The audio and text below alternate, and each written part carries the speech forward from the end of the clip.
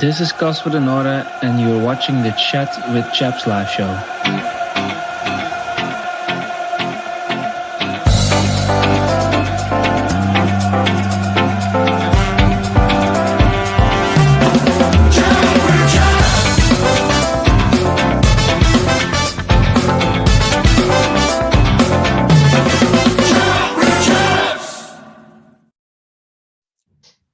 Good evening and welcome to the Chat with Chaps live show. I'm your host, Joe Zampa, and this evening we've got a fantastic show lined up for you. Please make sure you can like and subscribe to the channel. We're actually at 2,983 subscriptions, so we're 17 short of 3,000, and it'd be absolutely amazing if we can hit the 3,000 mark in this live show this evening. So if you haven't subscribed yet to the show, please log on to YouTube and click on the subscribe button, hit the bell button, subscribe. Let's try and get to 3,000. Let's try and achieve that number by the end of the show this evening. It'd be so great. If we don't achieve it by the end of the show and you watch this back as a recording, please make sure you subscribe and like as well. Let's try and get to 3,000 subscriptions and make it happen, guys. First of all, I want to introduce to you my co-host this evening. So first up, it's the man with the stats. It's the one, it's the only Stato Stephen. How you doing, Stato?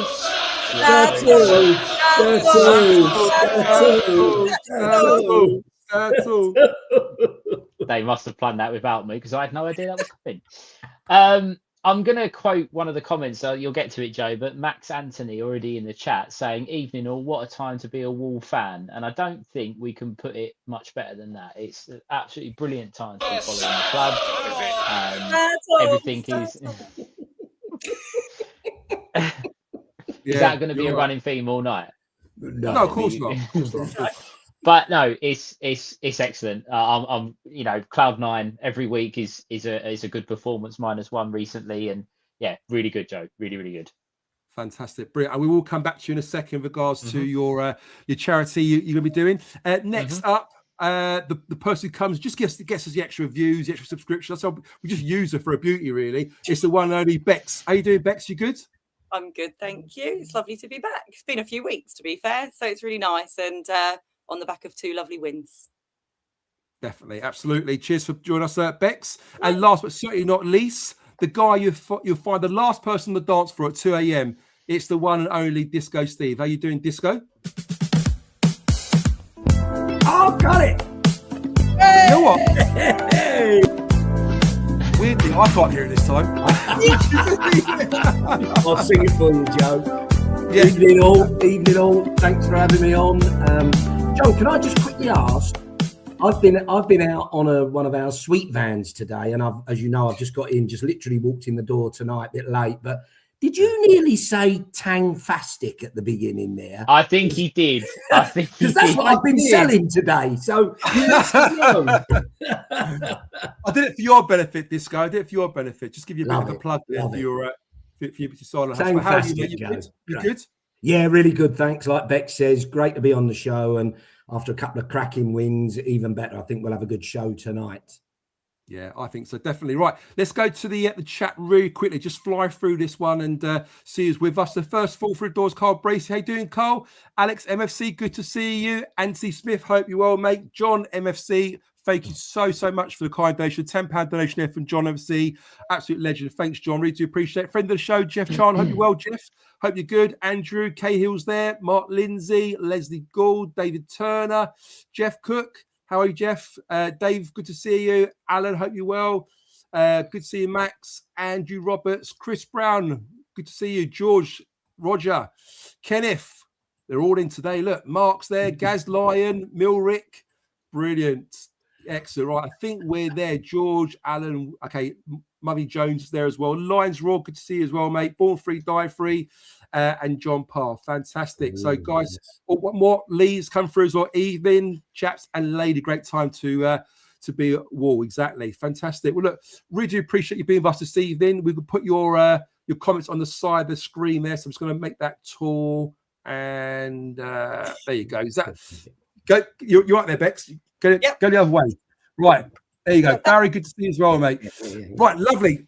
Guys, we've got a couple of announcements, a couple of shouts out. So first of all, well done to Charlie, who, as you know, done the big charity event by sitting on every seat at the Den. He actually hit the £5,000 mark, which is incredible at the year before we actually finished it. So well done to you, Charlie. His top is actually £500. He actually times that by 10, which is incredible. So fantastic work there. And again, all the money that's going to go to Cancer Research UK via Chat with Chaps and also to Lion Food Hub as well. Quick hello to Johnny Woodworm as well. Saw him at the last game, just popped over to say like he really likes the show, watches the show all the time. He also mentioned he made a donation to Chris, a cash donation when he sees it. I'm sure it went to his Safari fund. No, I'm joking. I'm sure it's gone to the right charity. Good to meet you as well. And also, I want to hand you over to Stato, because Stato wants to talk about his 100-mile charity run, which he'll be doing for the month of April, month of March. Sorry, month of March. Month of April. You're in training now, is that right? Yeah, in training now. I've been training for a little while. The reason I wanted to say this, I know there's a couple that are actually watching now, but some of our very kind listeners have donated to my cause. So thank you to John Thorpe, Jeff Chandler, Rosalind, David Miles, Andrew Cahill, and Mel. I've tried to message everybody. If I haven't got contact details, it's a little bit harder to actually do it personally. But thank you all very much for donating. Including gift aid, I have raised just over £800 as it stands. Wow. So it's been a great effort. Obviously, the guys in the guys obviously you see do the podcast, obviously supporting me really well with this as well. So I really, really appreciate it. I have just put the link into the chat. Like I always say, I don't care if I get donations of £1, £5, 50 quid, 20, whatever it is. If you can spare a few quid and you'd like to, please feel free to. Obviously, no pressure to. I know we do kind of ask a lot on this channel. We do a lot for charity. So I appreciate that you can't always support them all. And I appreciate any support that I get. But I will be running 100 miles in April. As I said to the guys off air, today I ran my personal best 5K. So I'm well on the way to being ready for April. But thank you so much for everyone that shares it and has donated. I really appreciate it. It means a lot.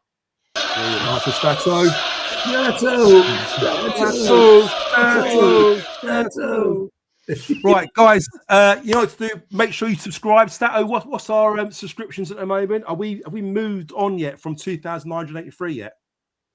From what I can see, no, but bear with me. I will double check that because I can get. Right, okay, we'll come back to you. Come back to you in a second, guys. In the chat, we are going to discuss the Preston game. Birmingham just seems like last month, doesn't it? At the moment, so it seems very, very far away. But we will get the guys giving a very, very quick snapshot on both games. But we'll talk a little bit more in depth with the Preston game. Out of curiosity, guys, in the chat, put your man of the match for the Preston match. We'll see your comments on the screen in a second. But first of all, let's go to Bex. Bex, what was your thoughts on Birmingham and the Preston game? 2 wins, 5 goals, 2 clean sheets.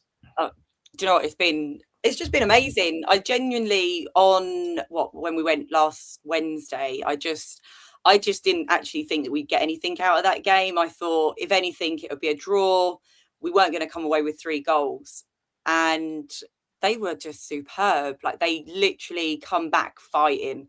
It was like they were taking no prisoners. And to get, the 3 goals, I just think it was just amazing. I don't know about anyone else, but I come away on such a high. And even the day after, going into Friday, Saturday, it just felt like we were floating. It was like, okay, we're pulling it back. Like what we want them to do, but didn't expect them to do. Which is ironic because we know that they can do it because they've done it many times before. But I just think after that performance, the Saturday against Portsmouth, we just thought, oh, here we go. We're going downhill again. But they brought it back. And then to then carry it in onto Saturday into Preston, another really tight game. Again, maybe who knew if we were going to get anything out of it, to come and get them 2 goals again was just amazing. So, yeah, I'm well happy. Nice one. Cheers to that, Bex. A lot of love in the chat there for Negley and Juicy Jake.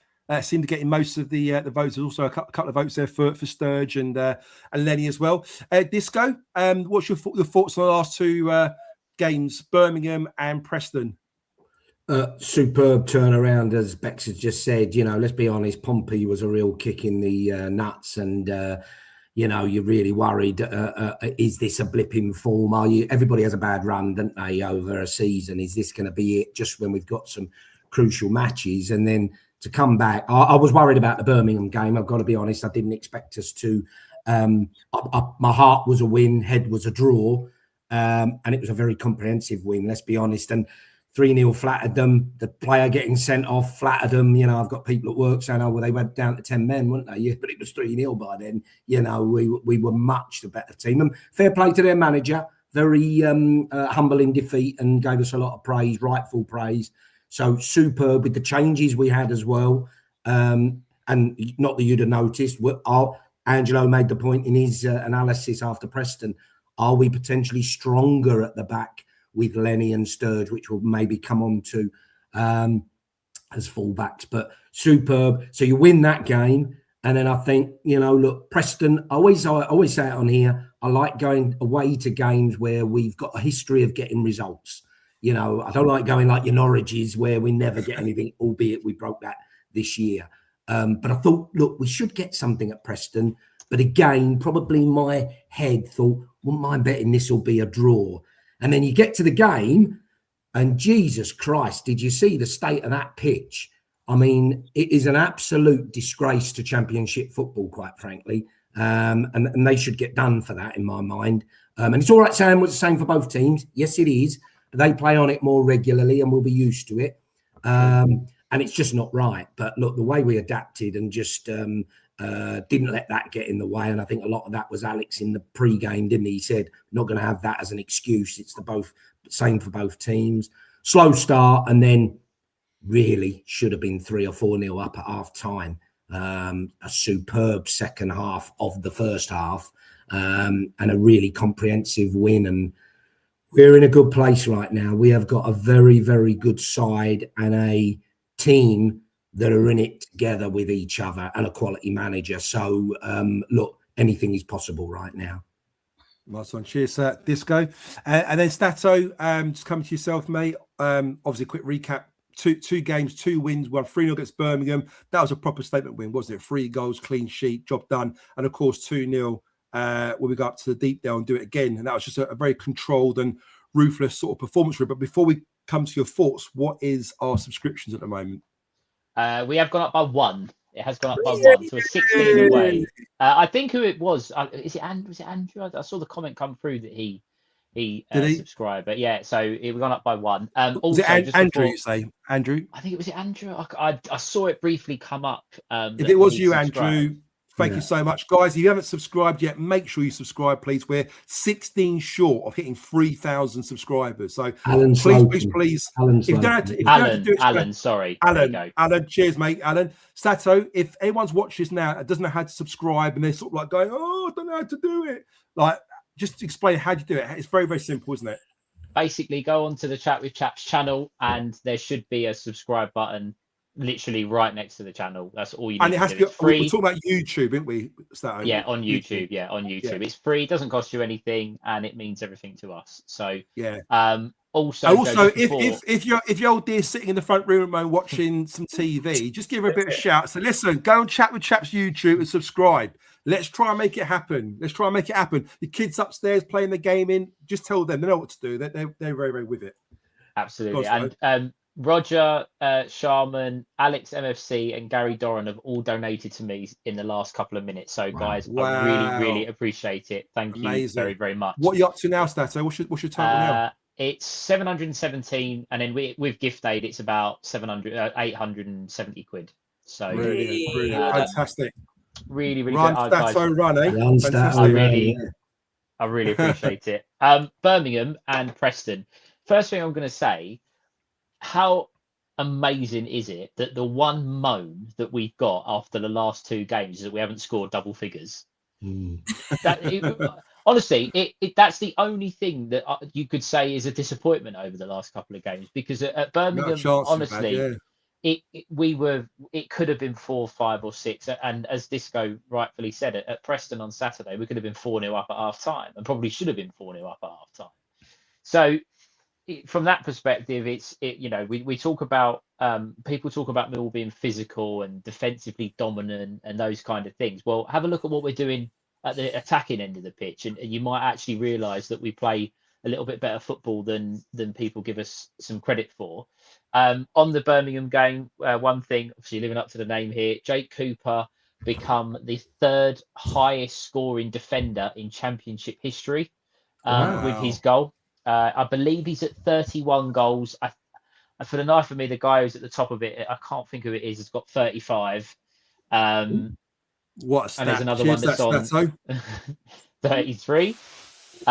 George has just put in the chat, got my wife to sub. Well done, Georgie. So there's another one in. Well done. So we're 15 short now. Ooh. Brilliant. Come on. I'm just refreshing it now to see that.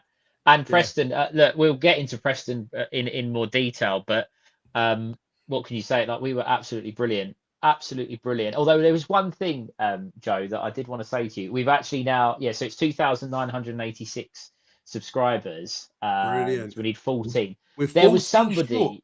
Bloody hell, so good. There was somebody at the game last week against Birmingham who was very, very disappointed not to meet you. They were looking for you high and low at the ground, and they were very disappointed not to see you. You've upset them now. Yeah, at the Birmingham game. Really? Who? I brought along Mummy Jones. Oh, not Miss Jones to be Miss Stats.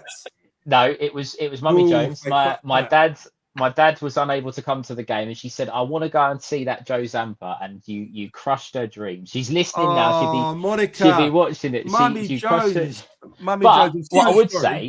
What I would say, she is a very, very good luck charm, because I think she's been 4 times this year, and we've got 10 points from the 4 games. So yeah. Is she going hold a Saturday?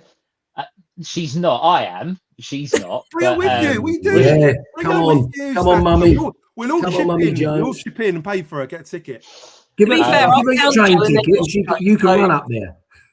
Yes. Oh yeah, all right. Yeah. Carry on your back. It's all part of the training. But no, the 2 games, back to the football. The 2 games were absolutely superb. Absolutely superb. Can't fault them. Brilliant. Really can't. Fantastic. Cheers, Stato will keep us updated with the subscriptions, no doubt. So we did need, we needed 16 or 17 at the beginning. That one from Jeff Chandler. Say again? His partner Helen has subscribed. Well done, Jeff. So we now need 13. We're 13 away. 12. Oh my God. Come on, guys. That Roger said, there's Roger that said, my girlfriend thinks chat with chaps sounds like a sex line.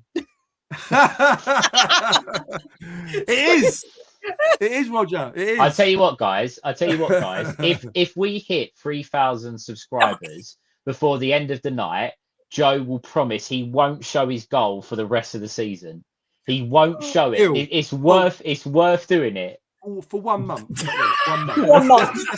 Let's be reasonable. Let's be reasonable. Mummy Jones, I will see you. Next time you're at the Den, I will definitely meet you. It'd be lovely to meet you. I met your old man a few times before. He's a top guy. And I'm sure you're equally as nice. So I look forward to meet you. Keep us updated, please, start with that. Disco, You're going to start yourself this time. Preston away.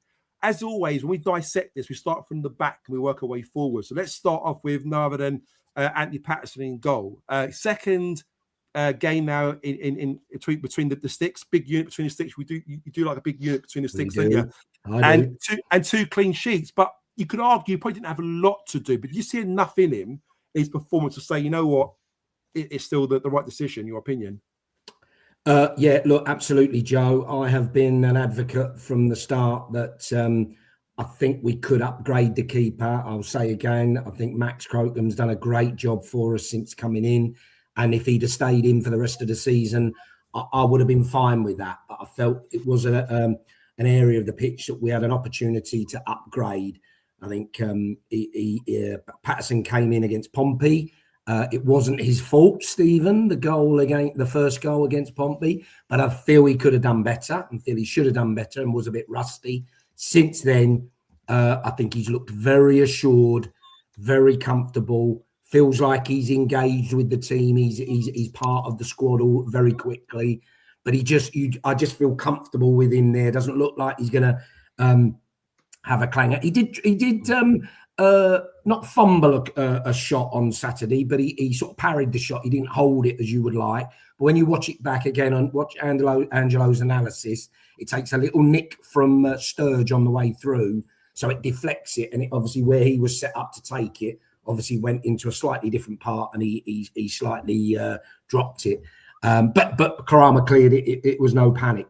There was a really, I don't think it wasn't shown on the highlights. There was bloody loads not shown on the highlights because obviously there was so much. But there was a cross came in from their right along the ground, quite a pace, into the dangerous area. And he just got down and smothered it. And it just kept the ball. And it didn't look great, but it was just a real, and you could see a few of the players tapped him on the back saying, that's what we need, you know. And he's going to be an asset for the rest of the season, definitely. Good. And I can't remember who mentioned if it was Angelo or Chris on his post-match analysis, but when you're getting to the business end of the season and you're kind of challenging for playoffs and you're in the playoff process, to have a keeper like Patterson with that experience, having done that already with Sunderland, is going to be vitally important for us, isn't it, Disco? Yeah, look, without a doubt. And that's the whole reason, I would say. I think we're lucky to have him as an addition. And look, we're very lucky to have Max on the bench. Should anything happen, any injuries or issues, he's going to come on and he will not let us down either. And that's what you need. That's what you need, strength in depth. 100%. Cheers, Disco. Stato, coming to yourself next, mate. And have you got any updates on subscriptions at the moment? How are we getting on? No, it actually went down by one. What? But then he went back up. It did go. Wait. Hold on. It's refreshed. We're now 11. It's 11. Oh, my God. Guys, we're 11. Come on, we can do this. We can do this. We've got a little while to go to the end of the show. We can do this. Remember, if your partner's in the other room, or your daughter or your son or wherever it might be, or your brother, give him a shout and just say, listen, you know, get subscribed to Chat with Chaps. Let's make it happen tonight. Let's be part of it. Let's be part of this celebration this evening. Let's make it happen. Stato, what was your thoughts on Patterson coming in for Crocombe again? Obviously, it's his third game now. Two clean sheets. I think you don't sign a goalkeeper that's, you know, the value that he is. I think it was banded about £8 million and he's going to sit on the bench coming down from the Premier League, and your goalkeeper. And there's a couple of comments about Max Crocombe. I don't think he's done an awful lot wrong, but as I've said before, he was the weakest player in the team, and it's no disrespect to him. It's just from where he's come from and the when you say weakness on paper or weakness as in performance, how do you? I think on paper, weakness on paper. If you look at, I would say to you, and I know we lost the game, but if you look at the team that we put out against Portsmouth, take away the goalkeeper, that's the best team on paper that we could have put out in terms of, if you're looking at us, you know, if you picking, you know, writing a team down. The goalkeeper position, if it's Crocombe, you've got Patterson on the bench, most people would say that Patterson is a better goalkeeper, and there's nothing wrong with that because he's done it at this level and he's got the experience.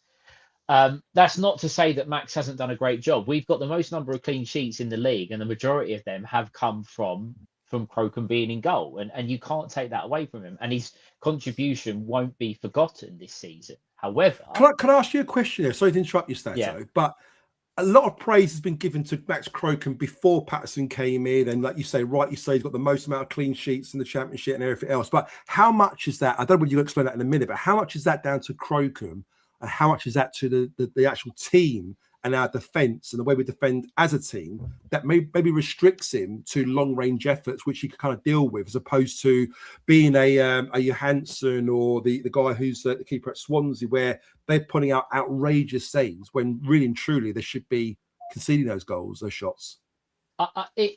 It's not all on Max Crocombe, and you have to, but that would be the same. You know, we could have Donnarumma in goal, and it wouldn't be down to him that we kept clean sheets. It would be down to those in front of him. Do you know what I mean? It's a difficult one. What I would say is that, like, for example, at QPR, they were on top of us for the first 15-20 minutes in Crocombe's debut, and he made an excellent save early doors to keep us ahead. At Bristol City, there's a save he tips past the post in the 92nd minute or whatever it was. It's a phenomenal save. So there are times where he has saved us and earned us points. It's not just the defence, but to your point, our defence has been why we've been so good. We've got a very good set back four or people that can come in and do a very good job. So it isn't all on him. But bringing it back to Anthony Patterson, he clearly is an upgrade. He clearly is a better goalkeeper. And like Disco said, we haven't seen him do a lot, if that makes sense. Like he's not the last 2 games, he's only had a couple of shots on target, which he's dealt with. The claim that Disco referred to, the cross across the box, was very good, especially on a pitch that was bobbling all over the place. It was very, very good. And the one thing, and I don't know how many people have seen this, I'm going to try and find the link so I can send it to you, Joe, so you can put it on the screen. There's a clip online doing the rounds of us from the away end when Luke Cundle scores his goal. And Anthony Patterson is absolutely loving it. He celebrates, he fist pumps, he gives it to the crowd because obviously he's in front of the away. Yeah, He's been in the door. He's been in the door for a couple of weeks, and I know it's his, he's not going to stand there and just clap or whatever, but he's bought into it already. You can clearly see the emotions, the passion. I get it. Yeah. And that's look, there's just, I'm going to go just as a comment there. Patterson has played 3 games and he's already made a mistake from solo builder. And people will say that. Can you find me any goalkeeper in English football from the top right down to the Southern Counties League that hasn't made a mistake this season? Because it doesn't happen. Goalkeepers' mistakes, they get more traction because they're the goalkeeper. You have to. I think you have to take the rough with the smooth. He's a better goalkeeper, and in my opinion, he should be playing. And that's how I see it. Makes perfect sense, Stato. Thanks, mate, for giving us that. And then Bex is going to get your final thoughts on Anthony Patterson in goal. Obviously, he's come in for Max Crocombe, 3 games, 2 clean sheets. What do you make of his performance, perhaps in the last sort of game or 2, particularly the last one? Were you happy with his distribution and his overall goalkeeping attributes? Yeah, so I felt happier on Saturday. I felt like his confidence was a little bit more there, but I'm still on that fence about him because I feel like, yes, he's played 3 games, but I haven't seen enough for me to go, yeah, he's the one that I really want in goal. I really feel, for me, Max really did step up and he done the job. And yes, we've got Patterson, and I know everyone really loves him and they're raving about him. But for me at the minute, I'm still kind of sitting on that fence of I want to see him tested, but I don't want to see him tested and let some goals in. But for me, like I said, I just feel like he's not tested and been tested enough for me to go, yeah, do you know what? He's the one that should have come in for Max, because I feel like Max could have actually pulled off pretty much all them saves that have come his way already. But I am happy with what he's done. I did find on Saturday that the defence were using him a little bit more. Like in Birmingham, I didn't feel like, and even in Portsmouth, I didn't feel like they were going around the back like they did with Max so much. But on Saturday, it felt like they had that little bit more confidence and was like, okay, we can use him that bit more. But yeah, look, do you know what? We're doing great. So if he does the job, I'm happy. But yeah, I did feel like Max was kind of, I feel like he's hard done by, I'm not going to lie. But we needed another goalie and we had to bring somebody in, and we brought a Premiership goalie in. And at the end of the day, we need someone to be there to be able to get us to that level. So I'm not going to kind of be all bitter about it, but I just feel like Max was doing that job. And I just keep thinking, how must he feel like he's come all this way and then to be like, boom, right, you're off. Like it just must feel really horrible with that makes sense. Yeah, I don't know if you watched that podcast that he was on with. Is it Ben Foster? Yeah. I can't remember what it's called now. And it was really good. And you really get a real insight into Max's personality and his characteristics. And you know what? He seems somebody who he's had up and down career. He's had 1 year contract extensions. With every sort of 1 year contract with one club, another contract. He's never had always had a 1 year contract, and he's always moved from club to club. Yeah. He seems like somebody who's happy to kind of like be free and play for weather.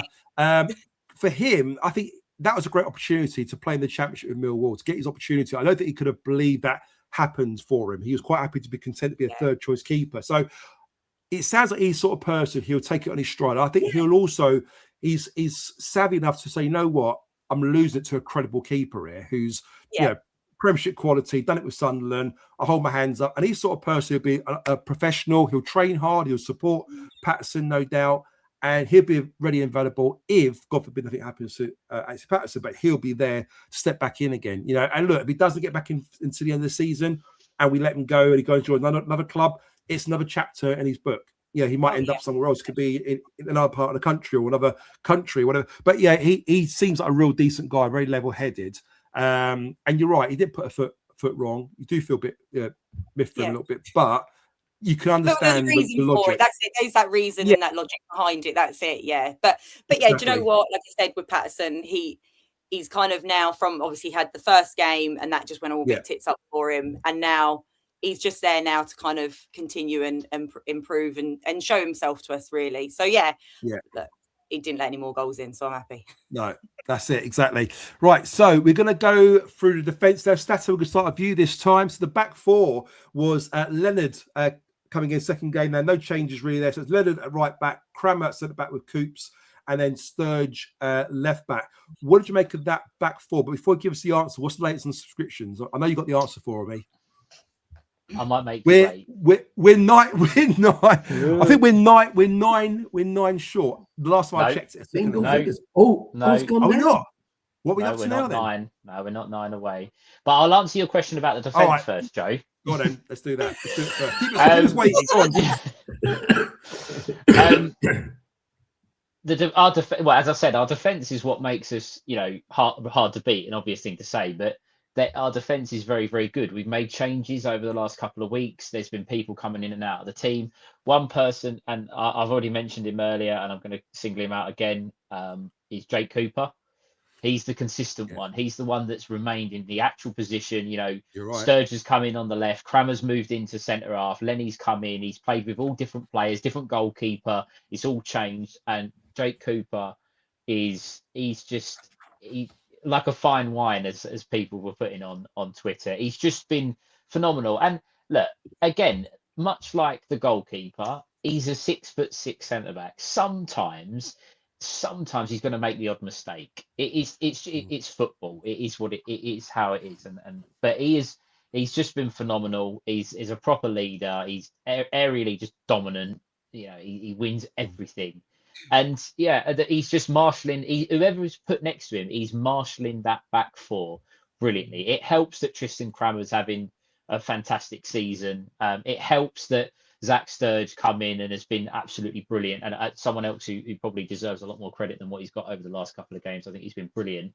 And Ryan Leonard, I think I've read somewhere that he's the oldest outside of Barry Bannon. He was the oldest player in the Millwall squad prior to Bannon signing. And probably thought, I'm not going to get to play much. I've got Tristan in front of me now, who's basically cleaned up the right back position. But Leonard's come in and he's been superb. Not quite sure. I want to see him do the griddy again as a celebration. But he gets it, Leonard. He gets it. He's been for the club a long time. He gave a cracking interview to BBC Radio London saying about he gets the club and he understands what it takes and things like that. It's absolutely superb, all of them. To your point, he's 33 years old. He's going to be 34 in May, I think it is. So if he does get a 1-year extension, let's say next season, depending what league we're in, if we're in the Premier League, I think that may not be the case. But if we stay in the Championship and he gets another year, he'll be 35 next year, technically, won't he? So would you be okay with that, with him getting an extension? Do you think he's still got it? That's a difficult question to answer because I think if we get up to the Premier League, can we afford? Are we going to need to be investing in players and be able to carry people like that? I'm not sure. Again, great servant to the club, and I wouldn't want to knock him at all. And maybe some of these players deserve a chance if we were to get there. But I don't know if we get promoted. I mean, our squad it's going to change. We all know it's going to change. There's going to be lots of players coming into the team, but for now, he's been waiting for his chance, Leonard, and obviously it's come through Crammer having to play at centre back rather than obviously missing Crammer from the team. But he's been superb, and I thought he probably deserved his goal. And the subscriber figure is 2,994. Wow, guys, we're 6 away from hitting 3,000. Remember, guys. Ask your friends, knock on your neighbour's door, call a Deliveroo and get the motorbike delivery guy to subscribe. Yeah, whatever you do, anyone you speak to at the moment, just get them involved. Come on, we only need 6 more to hit 3,000. That'd be an amazing milestone. We could achieve it tonight. That'd be fantastic. Bex, coming to yourself.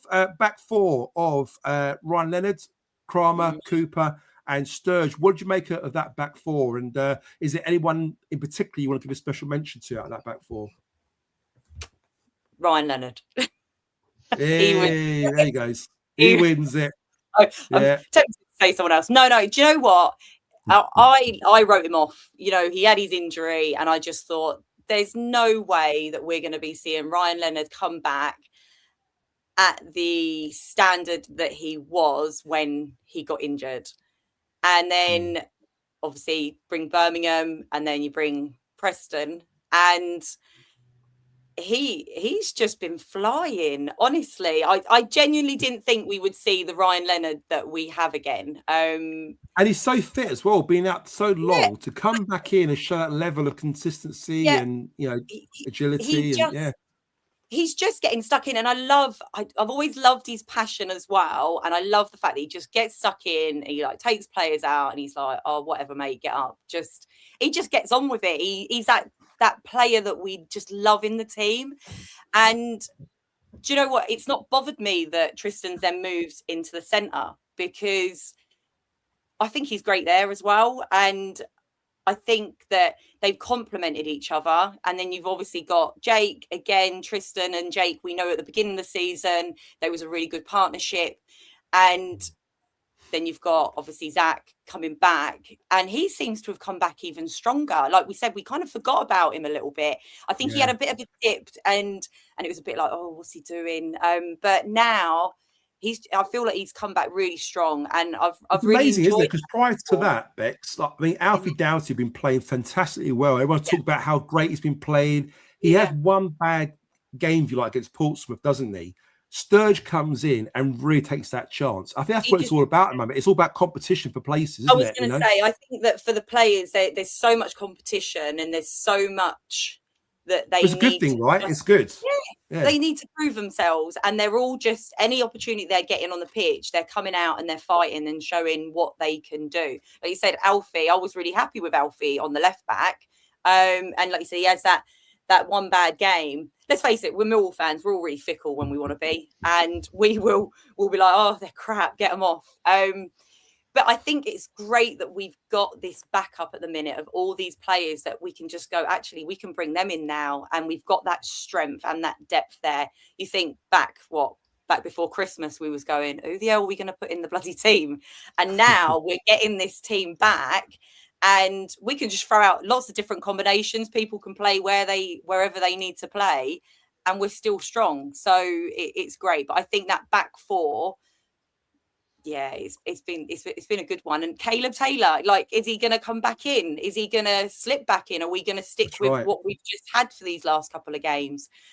Who knows? Like, we know what Caleb Taylor can do, but actually, do we like that Ryan's there? Yes, we're missing that real forward that we was getting with Tristan, but we were becoming quite predictable. Let's face it. We were quite predictable with where the balls were going. So it's kind of making people guess a little bit more with maybe what Ryan's going to do. Do you know what? I like it. I like that back 4. I'll be happy with it next game. Yeah. Cool. Yeah. Nice one. Cheers to that, Bex. Disco, coming to yourself next, mate. The back 4. I mean, obviously, we touched on Sturge and the brilliance of sort of Cooper, how consistent he's been, no matter who's been paired up against him. But, you know, Crummer coming in and Leonard coming out, coming across the right back, it hasn't affected us. And if anything, it's kind of helped us defensively. You know, two clean sheets there as well. And there was a stat that I chucked in a couple of weeks ago. Do you remember?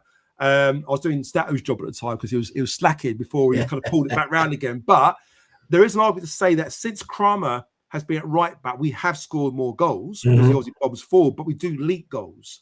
And then since he's come at centre half, our goals conceded is a lot better. So he's clearly a good player to have at the back. And that probably means that Leonard normally fills that right back who's more defensive minded. I think Anjo mentioned it on Anjo's analysis that maybe where Leonard's not bobbing forward as much as Kramer, he's not leaving the gaps in the space on the counter attack. So you could make arguments for both, can't you? Do we want more goals? Do we want to reduce our goals conceded? But that back four seemed to be sort of gelling quite nicely, don't you think? Absolutely. I think Beck's just nailed it there. You know, if you think about it, strength in depth, it's really like a back seven now, isn't it? And any changes we're making, it's not really impacting negatively. You know, as you say, Caleb Taylor, is he going to get back in the team right now with the way they're playing? You'd argue, no, he won't. You know, I've got a like Beck's as well. Lenny. Listen, how many times have we written the guy off? How many, he had a tough start with his career with Millwall, and he's just gone from strength to strength. And that right back slot now, a lot of people wrote him off, said he's past it, and because we've got Tristan who can bomb up and down, he can't do that. Well, look, in a different way, Lenny will offer you just as much defensive stability, if not better, 1v1. Angelo, I'm talking about Angelo's show a lot tonight, plugging it, but it's true. You've seen his throws. They've just got better and better and better. That's another weapon, isn't it? We've got about that, yeah. But while he's been out injured, I think he's been practicing with a medicine ball, like strengthening his stomach muscles. And against his living room wall, maybe, yeah. They are really, and I've always not liked how long throws are not particularly long throws, are they? Yeah. But they are a real weapon now. So brilliant. Great as well that he got a fantastic finish. Let's be honest, it was a superb first-time finish from him, and just supported a really good 2 games that he's had for us now. Sturge, you've got to put in that camp as well. Look, I've always been Sturge has definitely got potential, but I thought it was right when Doherty came in, and as you rightly say, Joe, he was playing out of his skin. A couple of people have been saying tonight, waste of space at left back sort of thing. I think that's a bit harsh. I think he showed some vulnerabilities in a couple of games, and particularly Pompey. But in comes Sturge, and there's a young man who said, I'm going to grab this chance. Not only am I going to, fill in, I'm going to claim I'm number one now. And at the minute, how are you going to push him out? Do any of you remember on Saturday, there was a time when the ball came in and Sturge, he was in the 6-yard box and he headed it up in the air and brought it down and then passed it out. When he did it, everybody's like, fuck, what are you doing? Get rid of it. But that he was composure, cool as anything. It was absolutely quality. And that's what that guy has got, real top-notch quality. So superb. The 2 fullbacks, I think, again, as Angelo has said, I definitely feel that's why we've had 2 clean sheets on the trot, or definitely contributed to that.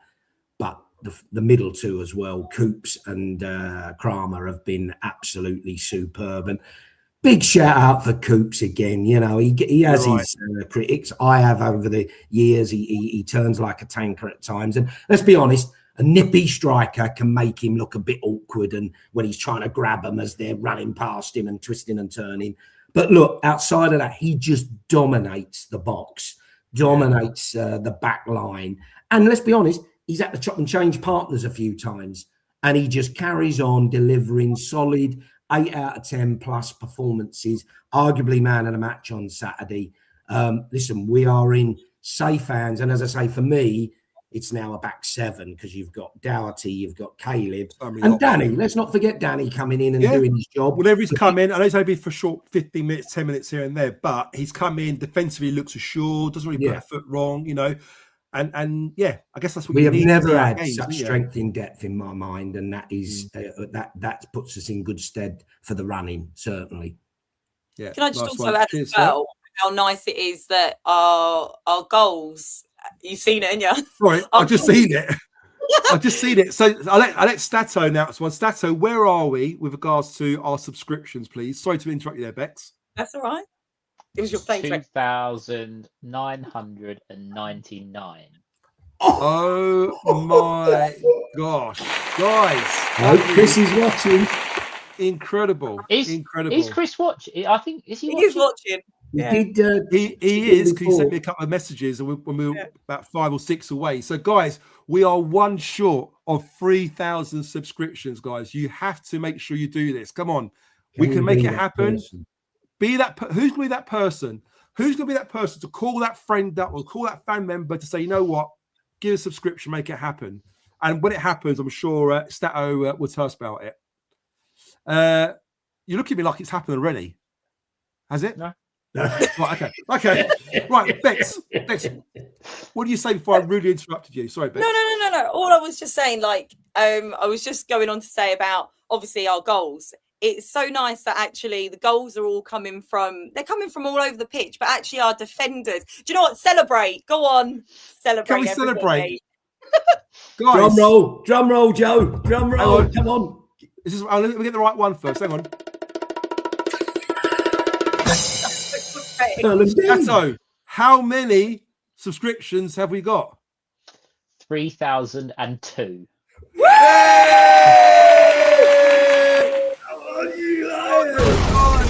Brilliant. We smashed it. Well done, guys. I'll tell you what now, though. Bex, we're not going to interrupt you again. You can have this bit. Guys, listen, just want to say a massive thank you to our listeners, guys, because we can't control this. We can't make any more subscriptions. It's all down to you guys. Thank you so much to you guys watching live at the moment. I can see there's almost 200 of you in the live with us. And if it wasn't for you guys, we wouldn't achieve this. So on behalf of Chris Chapman, who I know is probably watching, but he's not on the show at the moment, hopefully he might pop in and give us a bit of a surprise cameo. Chris, if you're watching, jump on the live, mate. Say thank you to our listeners for making it happen. But we're 3,002 subscriptions now, which is unbelievable. Massive milestone, massive achievement. And guys, thank you so much. Really do appreciate it. So where were we? I'm lost now. Bex. Celebrate good times. There you go. What can I play? What can I play? There you go. I know. Is that right? Yeah. There we go. Celebrate. Well done, boys and girls. It's not cool in the game. Come on, Joe. It's not cool in the game. We need the DJ from Preston on Saturday. He was banging some tunes out. That fella, I heard about him. Yeah, he was loving life. Thank you so much. Thanks so much. Right, guys, let's move along now. Bex, we're going to start with you now. So midfield, the duo with Billy Mitchell and Casper De Noor. These two have been absolutely brilliant in the middle of midfield, haven't they? And they've been fighting off, Barry Bannon, who's come in as a new player with very high pedigree. But their energy, the control, and they did set the tone, didn't they? In that midfield, it kind of gave us the engine that we desperately needed. Yeah, no, they've been. Sorry, I just got really just off. It's completely off track then. Do you know what? That as a duo, I've never doubted them to be honest with you. And I think that obviously we had Barry come in, but he's really, I think, having to fight to get into that position to come in and kind of break it up.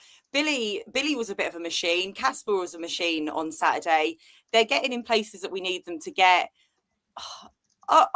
I'm happy with them. To be honest with you, I don't really know what to say because my mind's gone a bit off track. There's excitement in one night. Literally, the 3,000 just thrown me off, to be honest with you. No, do you know what? They've been brilliant. 2002. I'm sure they might go even higher soon.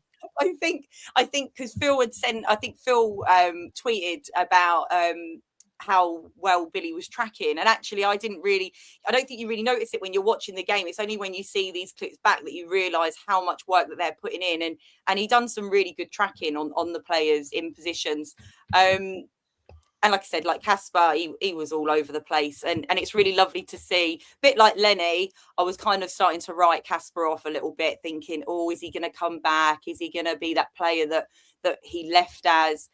And you know what? Yeah, he is coming back, and it is really nice to see. And do you know what? If we make it into the Premier League, I think it would be really great to see. I think Casper would have been one of them players that I'd love to see stay and be in that position. A bit like Billy as well. We know that they're going to strengthen the squad if it happens, but actually these players have earned it. So let them have that opportunity. I think if it does happen, because I think they've got the talent to be there. I really do. Shout.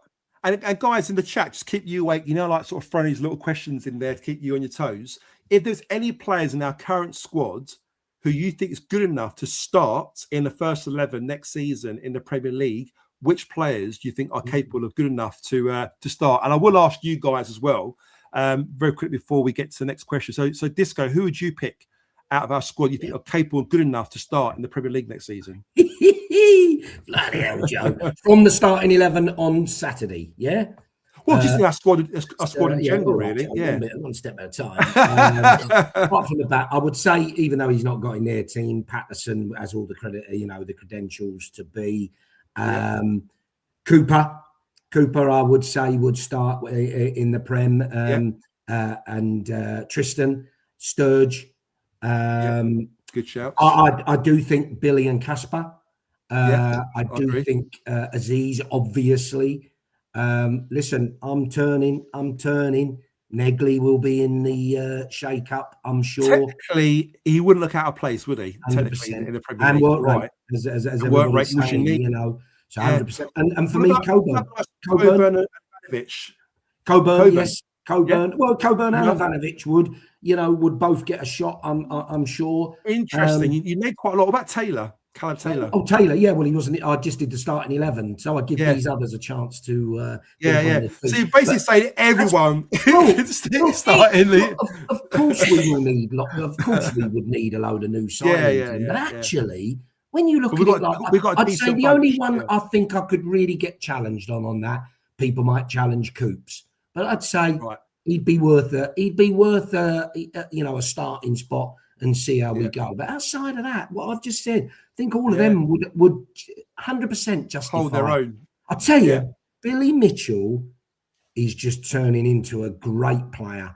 I thought he was superb on Saturday. And you're right, Bex, as Phil pointed out on X, some of the defensive work he did in our box. That's what. I mean, he did that bit with Phil. I think put a clip online when he defended Lang in the box, didn't he? But he got the header out 2 or 3 times from corners. So that's not something I've known Billy Mitchell for. So he's adding that to his game now, as well as being more proactive and forward thinking. Look, great player for us. And for me, he was man of the match. That's Billy. Hey. There he is. Hello, Chris, how you doing, mate? Nice to join us. You're on safari at the moment, apparently in fucking wish, mate. In Solihull. In Solihull, yeah. The safari of Solihull. Yeah. In the jungle, yes. How you getting on? Well, as you can see, there's a bit of a delay in the feed, guys, because it's so far away. Yeah. It's we don't have internet up here. It's Disco knows all about that. It's been a long day. I can't tell you, I am knackered, but I am so thankful that I just wanted to say a massive thank you to obviously you guys for rallying the troops, but to the listeners for somehow getting us over the line. And what are we now? 3,002, something like that. Yeah. Incredible. Nice. So yeah, just wanted to come on and say thank you, and I also want to give a special thank you. I think he's listening, Stocky. I won't say why I'm thanking you. You know why. But what you did tonight is very, very got me quite emotional. So thank you. Brilliant, lovely. Cheers to that, Stocky. Wherever it is, we do thank you for doing that. And Chris, mate, we did it. We did it. First little 80 subscribers. It's like Stranger Things or something, isn't it? This like it is a little bit. Playlist is well dodgy. This is it. This is the one, right? Guys, thank you. I wish I'd put me Cubans on now. Thanks, guys. Chris, I know you're knackered, Matt. I know you've been up early hours of the morning. If you've got to dive off, just let us know when you're ready. But just a very, very quick one from you with regards to Preston performance. I know you've done your post-match analysis, but just give us a quick overview on what your thoughts were on that game. Yeah, I mean, my quick thoughts are watch the 39-minute video that I did. Yes. No. I will stop being... We've got 3,000 subscribers now. We don't need to keep plugging more views. We were right. Oh, okay. Sorry. All right. I'll go to rule book number 2. No. I thought it was a different type of performance to Birmingham. I think you saw against Birmingham, and unfortunately for us, you saw last night when Borough beat them, that if you can stop Birmingham playing out from the back, they're quite one-dimensional. So it was a really good tactical performance against Birmingham where we stopped them playing. Preston wasn't that. It was who can deal with a shit pitch, who can win the second balls, who can win the 50-50s, and dare I say it, who wanted it more, which I won't go into a certain interview, but we certainly wanted it more. So 2-0 flattered them, if anything. I thought we were brilliant. And who knows, right? I think Hull are playing tonight. I don't know if it's kicked off yet. They're playing Ipswich. I don't know if it's kicked off. It has. What's still 0-0 at the moment? I believe it's still 0-0, yeah. 0-0. I've got an eye on it. Right, okay. So it's just cracking, really. I mean, what a time it is to be a Millwall fan. We just need to enjoy the next 11 games, see where we end up. And let's be honest, at the start of the season, if someone had said you'll be in this position, every single person would have bitten your hand off, right? And I would still take top 6 now, as maybe as pessimistic as that is, I still would, because how cool would it be? You'd be in this position, Chris, and have 3,000 subscriptions as well. What one would I take them more? In 18 months, 19 months. We're a baby in regards to podcasts. It's incredible, really, to achieve that milestone so quickly, Chris, just a quick one for you, though. Just a quick one for you. Could you just tell the listeners where you predicted the Lions to finish at the start of the season, please? I'll be honest, mate. I'll go back. I'll defer to you because I know it wouldn't have been anywhere near the top 6. Well, no, was it 8th? You said 7th. 7th. Oh, okay, all right. What's so bad about that? Outside the playoffs. Yeah, I didn't think we'd get in the playoffs. Did I say 3rd? It's outrageous. I said 3rd, didn't I? I'm pretty sure I said 3rd. But listen, guys, let's thanks for that. Let's move on. Let's go. Your thoughts on Billy Mitchell? I know you touched on Billy Mitchell there, Casper as well. Any final mentions on those two? No, look, on Casper, Billy, I can't praise the guy enough. For me, getting better and better, game in, game out. Casper, I sadly thought post his injury, I didn't think he was quite the Casper we knew and loved, and was getting back to those sort of levels. Saw a little bit of it against Birmingham. I thought Preston Saturday he was very, very good and very unlucky not to get another assist with an absolutely pinpoint ball through to Negley, who should have scored, let's be honest. So I'm really, Casper for me, also coming good right at the right time. I go back to Bex's point earlier. You know what it is? Strength in depth and competition for places. Players know I've got to perform or I'm going to get replaced. And there's news of other players on their way back today. It's just going to make us so strong with the running.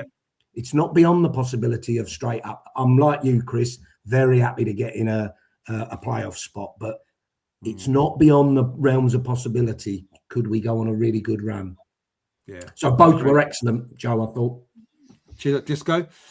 Chris, just if you're still like to hang on for a bit longer, your thoughts on Billy Mitchell and Casper in the middle, certainly working the engine room for us, weren't they, against Preston? Was that to me, Joe? Sorry, I lost my signal. Sorry. Yes. Yeah. I heard the question. Sorry, mate. Yeah. Billy and I think they're excellent at what they do, right? And obviously, to plug another show, I did a show with Jack Ward the other day, and we talked about the role of a Millwall central midfielder, and it isn't. Chris, we hit 3,000 subscriptions. It's okay. We can relax now. But he's got 16,000, so I'm jealous. Oh, there you go, guys. Can we hit 16,000 by the end of the show? Just to keep Chris happy. He's not satisfied. We ain't got 16,000. We're still 30,000 short. I'm joking. No, but he was talking about the fact of what a central midfielder in Millwall the role is, right? And I think it's not necessarily someone that's going to get plenty of goals and assists, but for what Billy and Casper do off the ball, they're worth their weight in gold, and they allow others to go and influence the game moving forwards. So it's a team effort, and I'm sure they won't mind if they don't get a single goal or assist between now and the end of the season if we get in the top 6. So yeah, I agree. Cheers for that, Chris. Coming next, Stato, what's the subscription at the moment? 3,002. We've got over it. So it's like, what is going on? The thing is, right, I finally just tweet. Are you playing music? I can't hear when you play the music for disco or anything. I can't hear anything that comes through. So whatever you're doing, no idea. There's a theme with this, by the way. Enjoy the playback. If you wear headphones unless you're Joe, you can't hear the music. Whereas if you have it out loud, you can. So there you go. Interesting. There's my stat for you. There you go. Just Well want to point done, out, Stato. He's trying to take my job now, isn't he? If we were 3,000 subscribers, he's taking my job. Yeah. Go on, So, Stato, Sal, I was give just me gonna your thoughts say- on. Go on. a minute, Joe. I was just going to say we did bring you here just not to be about subscribers tonight, to talk about the football. Yeah, the job's done now, Stato. We can relax on the subscribers. But let's talk about the football. Let's get back to Billy and Casper. I think I watched the interview that Chris was referring to with Jack, and And a I very think good he was. interview as well. It was very good.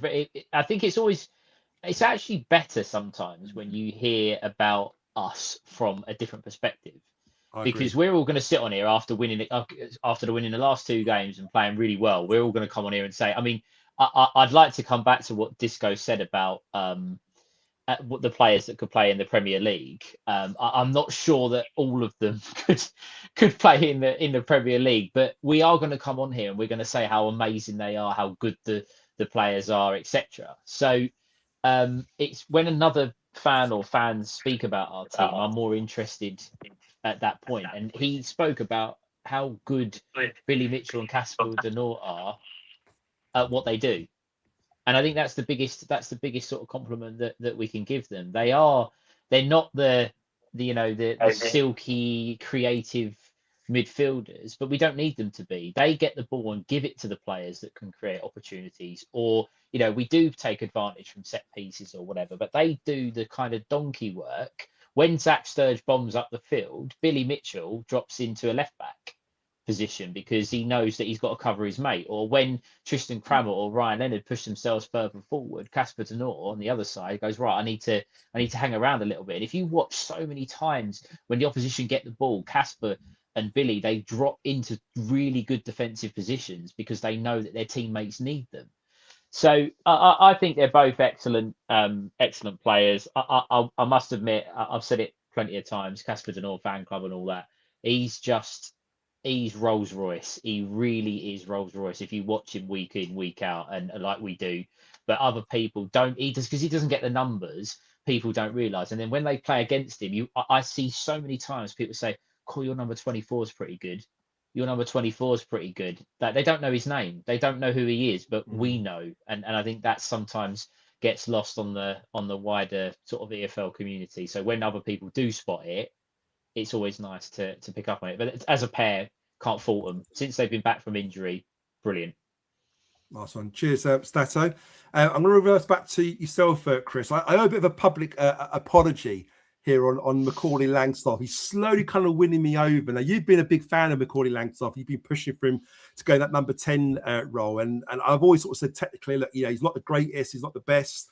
He's not someone who's going to drill past 5 defenders and put one in the top bins. But I kind of get what you're saying and the point you were making previously about Langstaff doing a job, setting the press, working his socks off, putting defenders under pressure, and it does allow the rest of the team to play, and we could win the ball high up the pitch. So just want to get your thoughts really on Macaulay Langstaff, his performance in the last couple of games, particularly against Preston, which I thought he was fantastic, weren't he, as well? Yeah, and I think if one for Stato, but if you look at probably the points per game we've achieved when he's played in the 10 versus when he's either played elsewhere or not played at all, I think you'll be pleasantly surprised. He similar to what we just said about Billy and Casper, that he plays an unselfish role that, by the way, when he came to the club, he probably thought he was going to be a on-the-shoulder striker where he's going to get loads of chances, and he's doing the complete opposite, right, at the minute. So it must be a bit of a mindset shift for him. So you've got to bear that in mind. He is a human. But for me, he allows other players to play. And he's accepted that as well. On your post-match, didn't you, Chris? He's very unselfish in what he's doing because, like you say, he's not getting the goals, he's not getting all the glitz and glamour and his name on the screen, whatever. But he's putting a shift to allow us to play and see his games out and win his games, isn't he? Exactly, mate. I mean, imagine you, right, not having the chance to score that goal at the Den because you've got to go and do an unselfish role of actually doing some running. Can you imagine how that would feel? That's like me cooking a 3-course meal for the missus and not actually eating it. Like, what's the point, you know? Can can I just point out our points per game with Macaulay Langstaff when he plays is 1.7. Yeah. In what the is it like 10? without him? Just in the 10, Stato. It's not in the 10. I will try and narrow that down to the 10, but Come on, man. It's not an easier thing to do, but I will try. Well, 1.7 is playoff form, so yeah. Although, didn't you say Aziz was 2 points? Aziz is over 2 point a game when he starts. Yeah, I mean, which is just ridiculous. Top 2 form. Yeah. Sorry, Yeah. but guys, I'm gonna love you and leave it. I'm going to bed. So I just wanted to say thank you so much to every single person that has told their dog to subscribe or told their barber or whatever it is. But thank you for getting us over the line. We appreciate it. Thank you guys for doing the show and our chats as well. Yeah, and him. And him. All right, enjoy the rest of the show, guys. Thanks for coming on, Chris. We do appreciate it, mate. Take care, mate. Cheers, Chris. Bye. Good stuff. Brilliant. So, Stato, what's your thoughts on Macaulay Langstaff playing that number 10 role? Like Chris said, I think he has a role to play in this team. I think that injection of energy, tenacious play, that stopping teams come out with the ball. It's interesting because when we play Blackburn in a couple of weeks at the Den, are Blackburn, who are fighting for their lives, going to be playing the ball out from the back and a possession-based team? They're probably not. So is Macaulay Langstaff the right fit in that type of game? Because his role slightly changes. We need to be on the front foot. It's not about pressing. It's about getting the ball and being creative with it.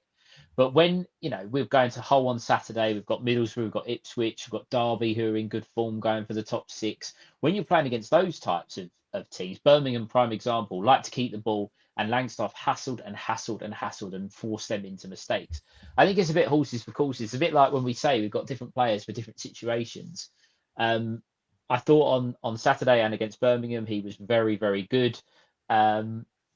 He will always want to score goals. He's a striker. He will always want to find himself in the box, and he's obviously not doing that. But again, the guy was playing non-league football a couple of years ago. His rise, similar to, I'm not comparing the two, but similar to Crocombe, come from absolutely nowhere to be playing for the team that's third in the Championship, going for Premier League football.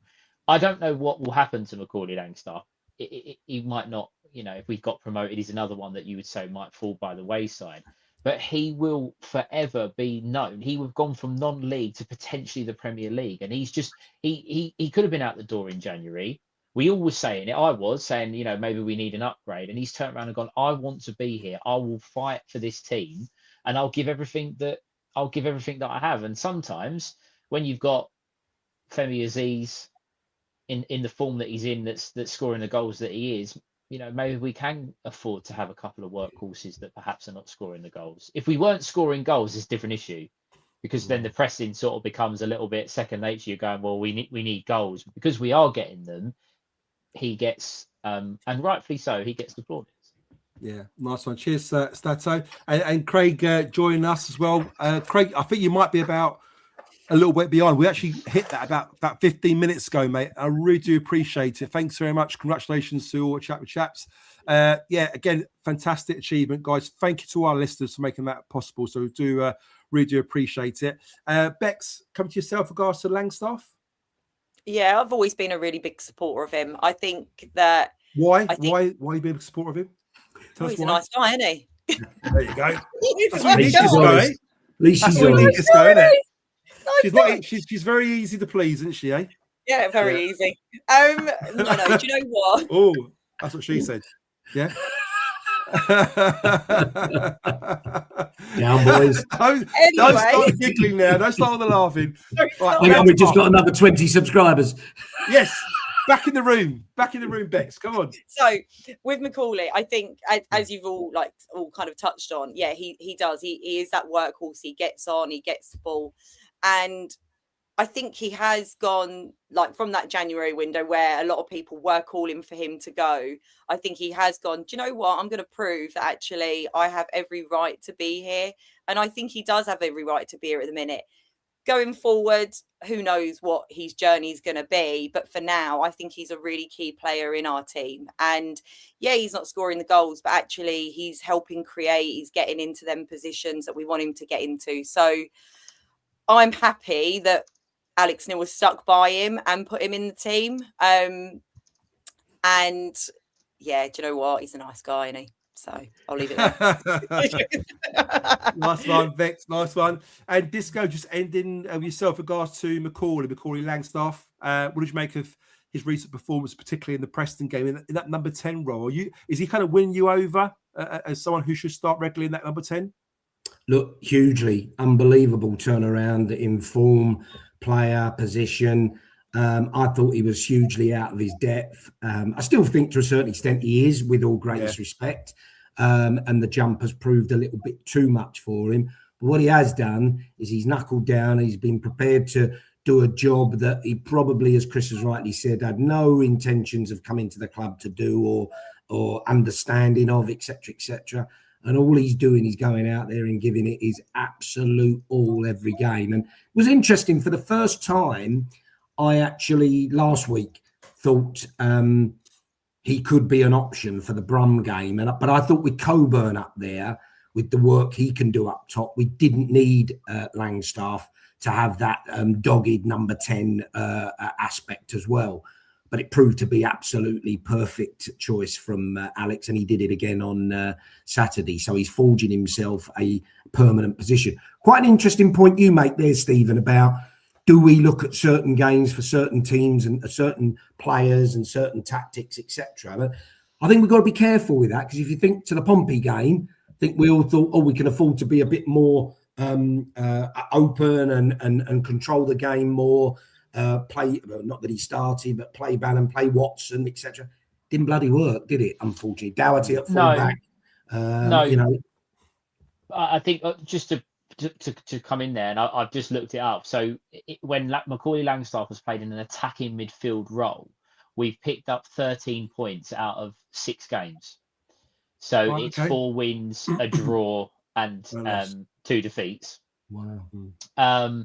So clearly it does work. You know, the points per game is very good based on those statistics. When I say that it might not be suitable for every team, I think if you're, I wouldn't be making wholesale changes week on week, and I think there's a place for Langstaff in the team. However, you might find that Langstaff will play in the 10, but the pressing isn't quite enough against a team that's playing a low block. You need maybe a little bit something more. You'd need a goal from him, or you'd need that's kind of so.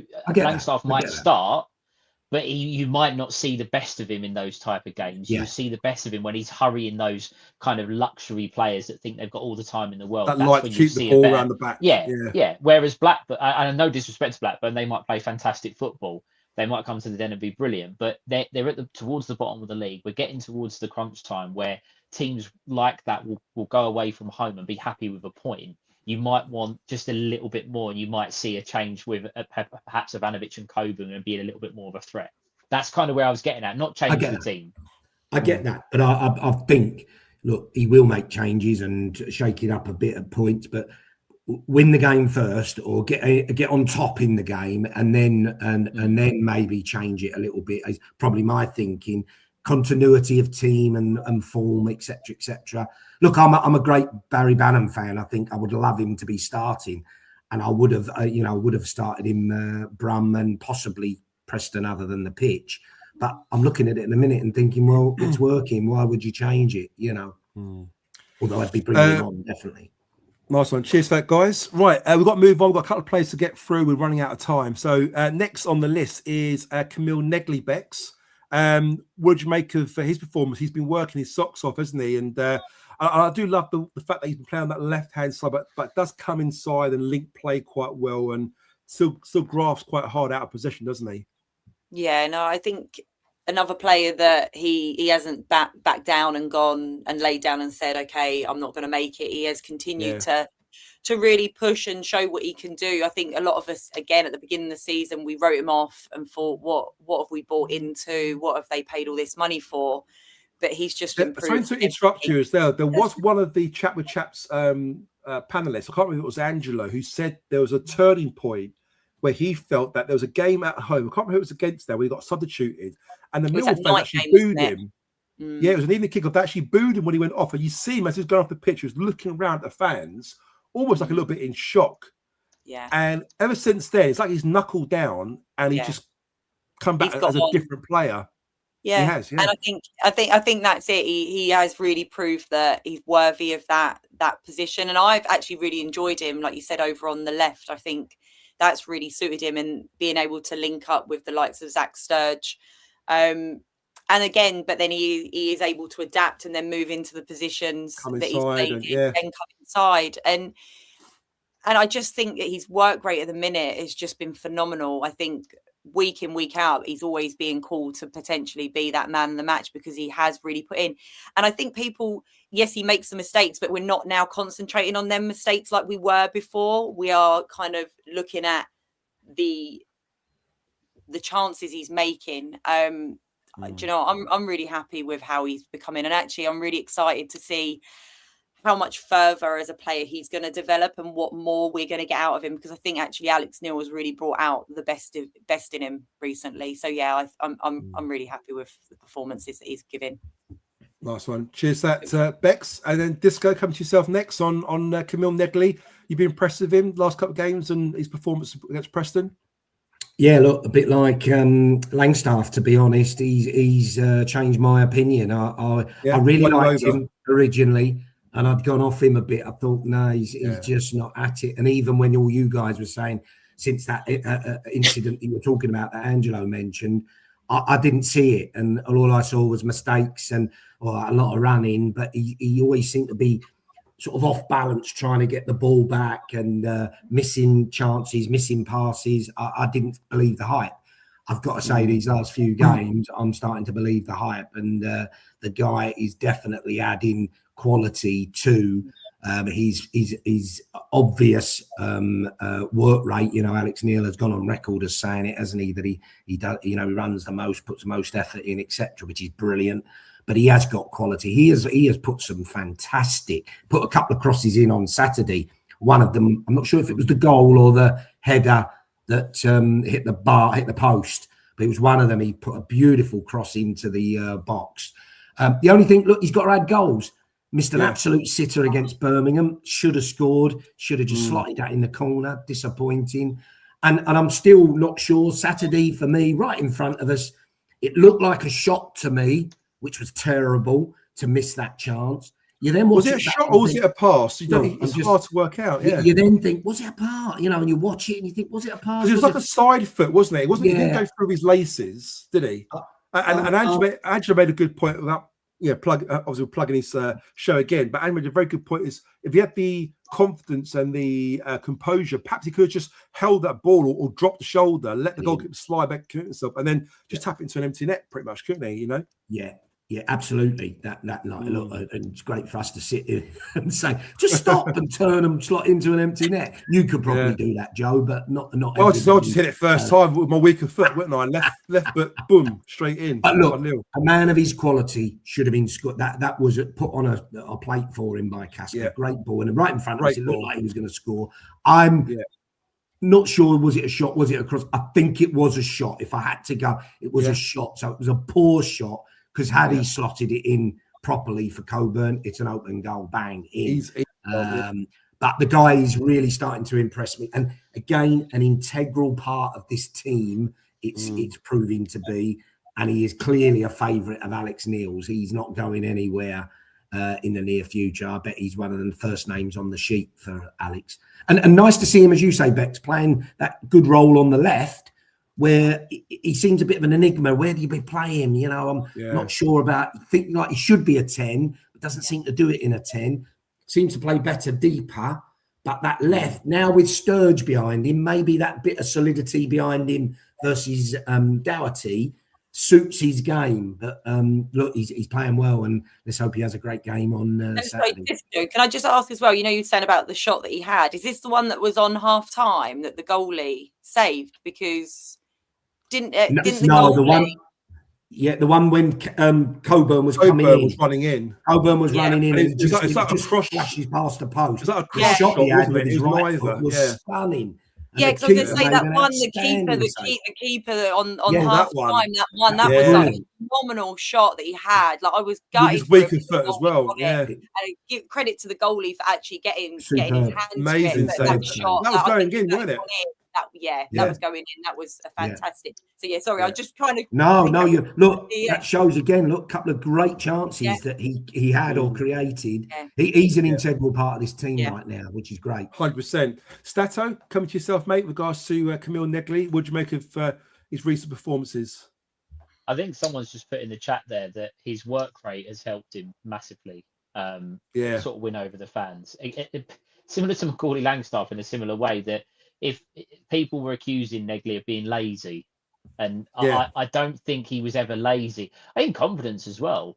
He's clearly a confidence player. If you going back to Birmingham and then taking it into Saturday, when we got ahead, he looked a completely different player. The little Ronaldo chops, the little flicks, tricks, the little one-touch passes. Yeah. He just looked a completely different player. He clearly thrives on it's an obvious thing. When you're winning, it's easier to do that kind of stuff. But when you're playing well and in a good team and he's confident, he just looks a better player. I think technically he's very, very good. Going back to the piece about could he play in the Premier League, I think he would. I think he's certainly someone that would like that little bit more time on the ball that you might get at a higher level. The cross come shot, I'm going to say that was poor, in my opinion, from Negley. I'm not buying that he sees Josh Coburn. If you look at, I don't think he looks up and thinks, "Oh, my mate's in a good position." He's in the box, 8 yards out, and he gets it wrong. He doesn't. It's not the right type of shot. I don't really know what you almost think if he doesn't look for Coburn, which I don't think he does. You don't really know what he's trying to achieve. I think he should have gone the other way. But then he'll produce with his weak foot that effort. How many of our players are capable of doing that? I don't think there's many. Or would even try that. Let alone, Exactly. And he does. He is an integral part of the team. I think he will play when fit. He will play, as Disco said. He's a favourite of Alex Neil. Alex Neil trusts him. I'm right if I'm right in saying that he was one of the first players that Millwall bought after Alex Neil become manager. He started off the kind of week of basically 10 million players being signed. Big signings, yeah. He was one of it. I don't know if he was the first, but one of the first. And since then, Neil was clearly trusting. I think we do probably need to sit a bit like Langstaff again. We need to see a little bit more output from him. But his numbers aren't terrible considering he's been in a few different positions. But Roger makes a good point as well, Stato, that he plays every minute of every game too. He's a very, very fit lad, Yeah, and he can absolutely. do it. He could sprint, in the 90th minute, you still see him sprinting back and tracking, and he's a very, very fit guy. Not to forget that he also did us a massive favour when we had no midfielders and played centre mid. Yeah, and did a great job. Did a great job in centre mid. So clearly, someone that roll his sleeves up and go, right, boss, where do you want me to play? And if Alex Neil says, right, you're playing wide left today, or you're playing in the 10, or you're playing centre mid, wherever he's told to play, he'll do it. We talk about the team spirit as well. You guys were at the games, you probably didn't notice it unless you've seen the replay, but I think it was the first goal against Birmingham, Aziz. It must have been, I'm pretty sure it was Aziz scoring, and they all came down to the left side to celebrate, and there was a subs there, and they were all celebrating in like that, and Negley's there, and I think it's Del Boy. He stood on the outside and he sort of just stood there, clapping like he's involved. Yeah. But he grabs him and pulls him into the huddle. Oh, brilliant! He pulls him in to say, "Come on, we're all in this. We're all together." part of the team." Oh, that tells you he's part of. I love that. The team spirit. Brilliant. Yeah, fantastic team spirit. I think that's also a secret of our success at the moment. I think that the bond they've got amongst themselves, they all get on really well. I know I've heard through a few people that they've got some real good dynamics there in the club, and they've got some real good strong friendships and core groups there, so that must help. It must help massively. Disco, we're going to start with you now. Femi Aziz, two more players to touch on. So Femi Aziz, I thought he was electric again. He was direct, he was brave, he was confident. The delivery late on was top class for Kundal's goal. What did you make of Aziz and his performance of late? just outstanding. We are so lucky to have this guy that will never make it in the Championship and never worth £1 million. Who is this guy? Somebody said once, I believe, But I'll tell you, I might not have gone that strong, but I certainly thought he was way out of his depth. I'll give you that, And the guy is a joy to watch.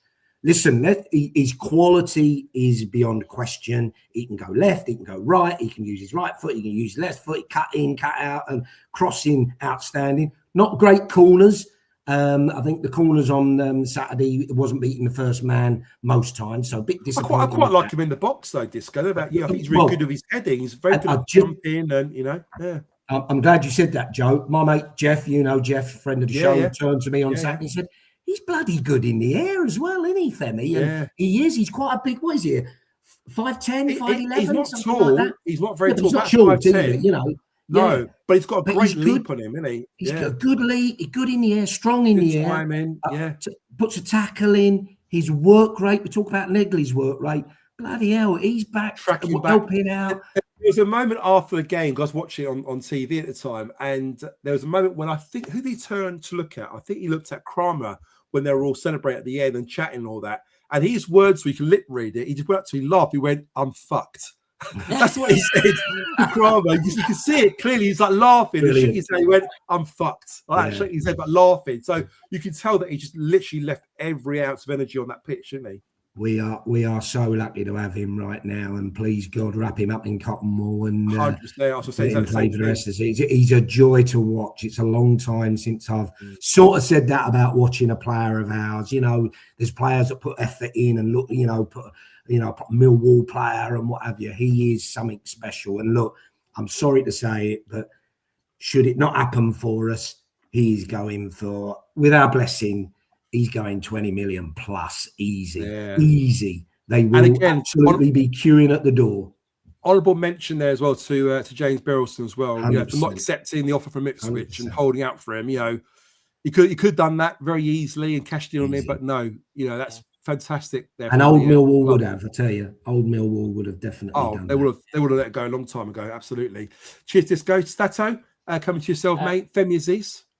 I've Curtains and Jeff Cook have just stole my thunder, but Hull have just had their captain taken off with an injury. He's just limped off. Lewis Coyle. So just before half time, we're really sorry. We're really sorry for Hull, aren't we? Yeah. That's the fullback. That's the fullback, is it? Yeah.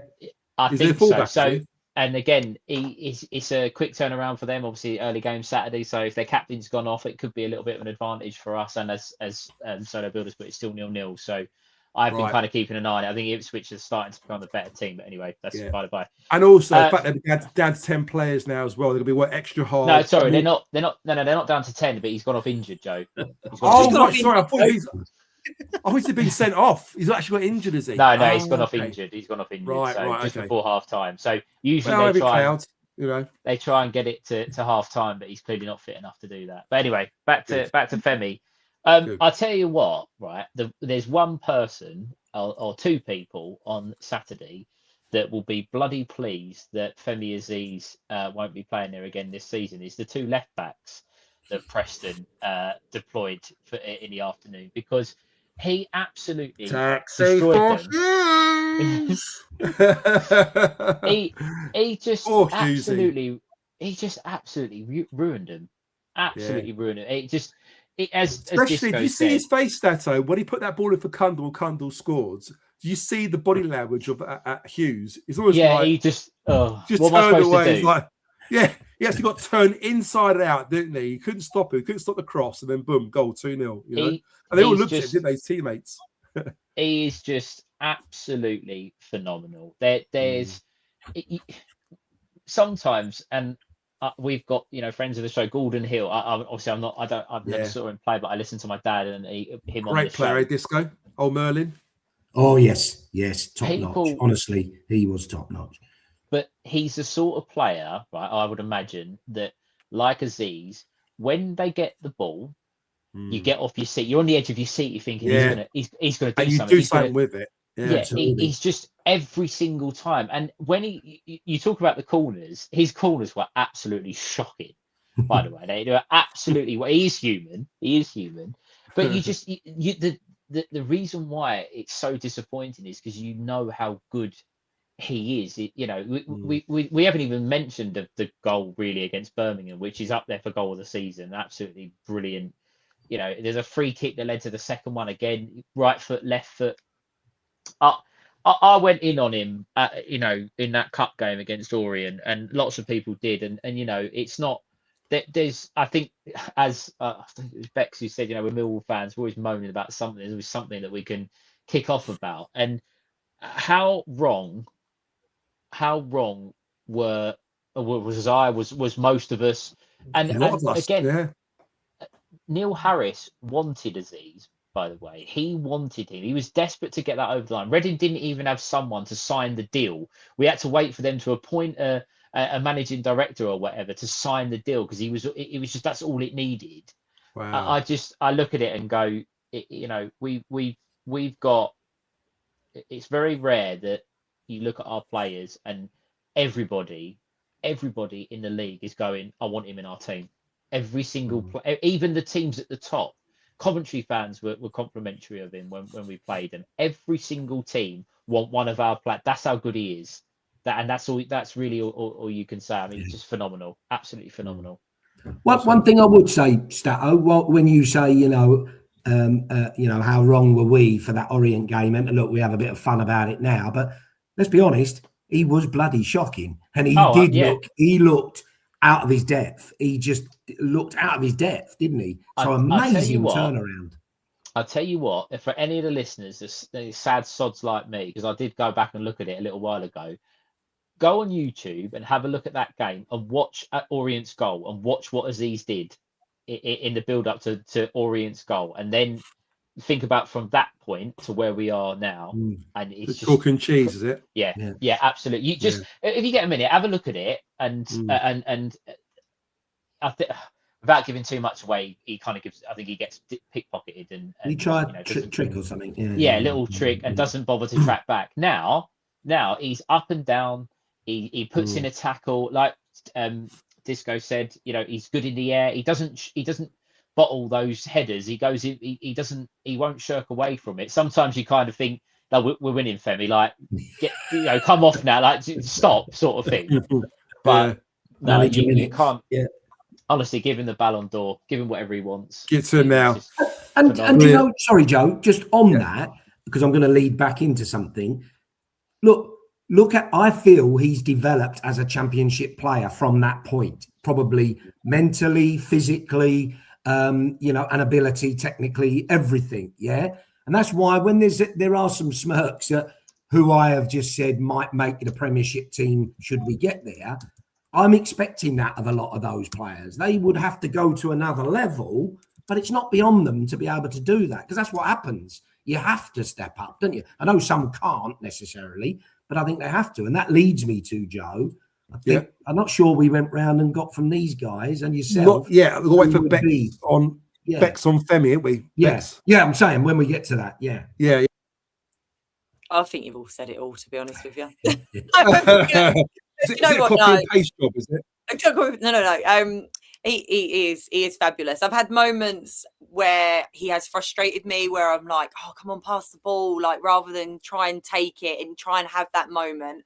I think we've seen that a little bit, but I'll let him off because he's just an all-round amazing player. We are very, very lucky to have him.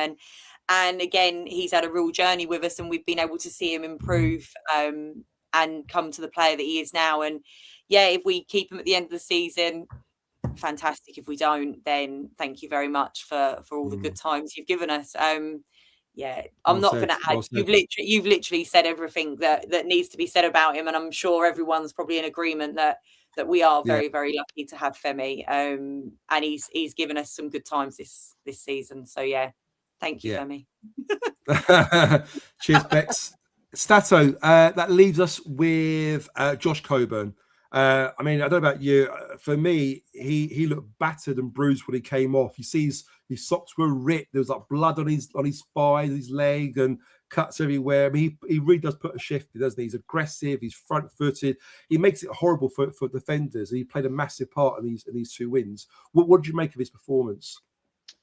I think you can see why the club spent the money on him based on the performances we're getting out of him at the moment. The last 2 performances is what we've expected from him, providing he's fit. And I know that's a really stupid thing to say, but when he's fit, Alex Neil would have said, right, I want you to be a battering ram for 65, 70 minutes. Absolutely give them centre-backs as much hell as you can.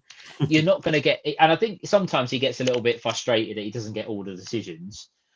He gets a few. He does get a few, but he doesn't get all of them.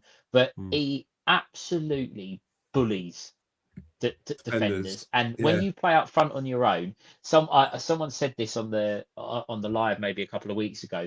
If Mihailo Ivanovic wants to really develop, he's got to watch what Josh Coburn does. You don't have to throw your arms around and elbows and this, because Coburn doesn't do that. He just battles. And the big thing for me, it didn't lead to anything, but when he chased that ball down at Preston, when it was going out of play for a throw-in, he kept the ball in, won a corner, got the crowd going. He's just he's a class player when he's fit and available. Yes, he does miss some sitters, and you know it is a bit of a problem that you don't want to sort of be in a position. In it happens to the best of us, don't it, Stato? Let's be honest. I've been there. I get it. And we've all been there, haven't we? Yeah. But you don't want him to be on the end of a goal scoring opportunity in a massive game and him not take it, because he's just going to get pelters, which is undeserved in my opinion. He's very, very good. He's for me, when he's fit, he's going to play.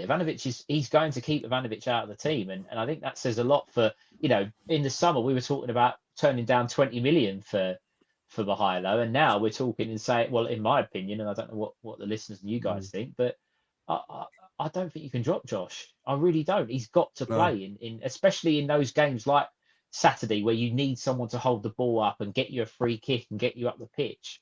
He's got to play. He's got to play. I agree. Cheers for that, Stato. And Bex, coming to yourself, obviously Stato mentioned about his tenacity, his aggression, and how hard he works. I mean, what was really noticeable for me, I don't know about you, but is when you see Ivanovic come on after him, and there's so many 50-50 balls that weren't contested. There were some balls that maybe, it was 7-30 against Josh Coburn, but he still made the effort to get there and make that defender's life hard and win that ball or win that tackle. And Ivanovic comes on, and you can see he's a completely different player. And to Stato's point, if he could just add a little bit of that Josh Coburn-ness into his game, it would certainly make Ivanovic a better player. But let's give Coburn the plaudits. And what did you make of his performance? Yeah, I think Josh has been, I think he's been fantastic. And actually, out of the two, I'd rather see Josh than Ivanovic. I feel really disappointed when Ivanovic comes on, if I'm honest. And we was looking, and he was that 20 million player that we might have all said that he was. But he's not even that player that we saw last season. For whatever reason that is, I don't know. But I think Josh has just really put in the work.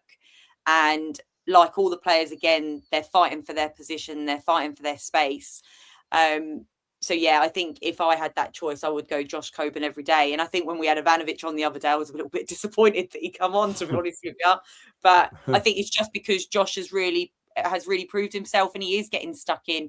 Yeah, he might not always get the ball and the ref might always go against him, but he's getting stuck in. And I think that's really key in our team. You've all got to put your shift in and get stuck in. Yeah, I'll keep it there. Unbelievable. No, you're right. It's so true. Disco, just giving you the final word on Josh Coburn. Look, I just think huge unsung hero for us, and he is, look, without a doubt, playing out of his skin right now, really putting in a shift. Yeah, look, would like a goal or two. So, I mean, we're all saying he's missed sitters. He very unlucky as well. That bloody deflection from the defender for that header, because that was going in full stop. And it hit the post, didn't it? But it was a great piece of defending from the guy, really. And he scored some great goals as well, didn't he? Absolutely. Ones he missed, the ones he scored, the finishing he's made. Absolutely. Look, first choice striker right now. He's gone away. He's come back from his injury. He's clearly bulked up and worked on his fitness. Johnny Northeast has hopefully done a job on him as well. And look, it's great for us. I still think good backup with Mia. I know he's got a lot to prove still, but great backup. And look, don't underestimate the job he does holding the ball up. And I'll tell you now, he gets absolutely zero, and I mean zero, support from referees every bleeding game.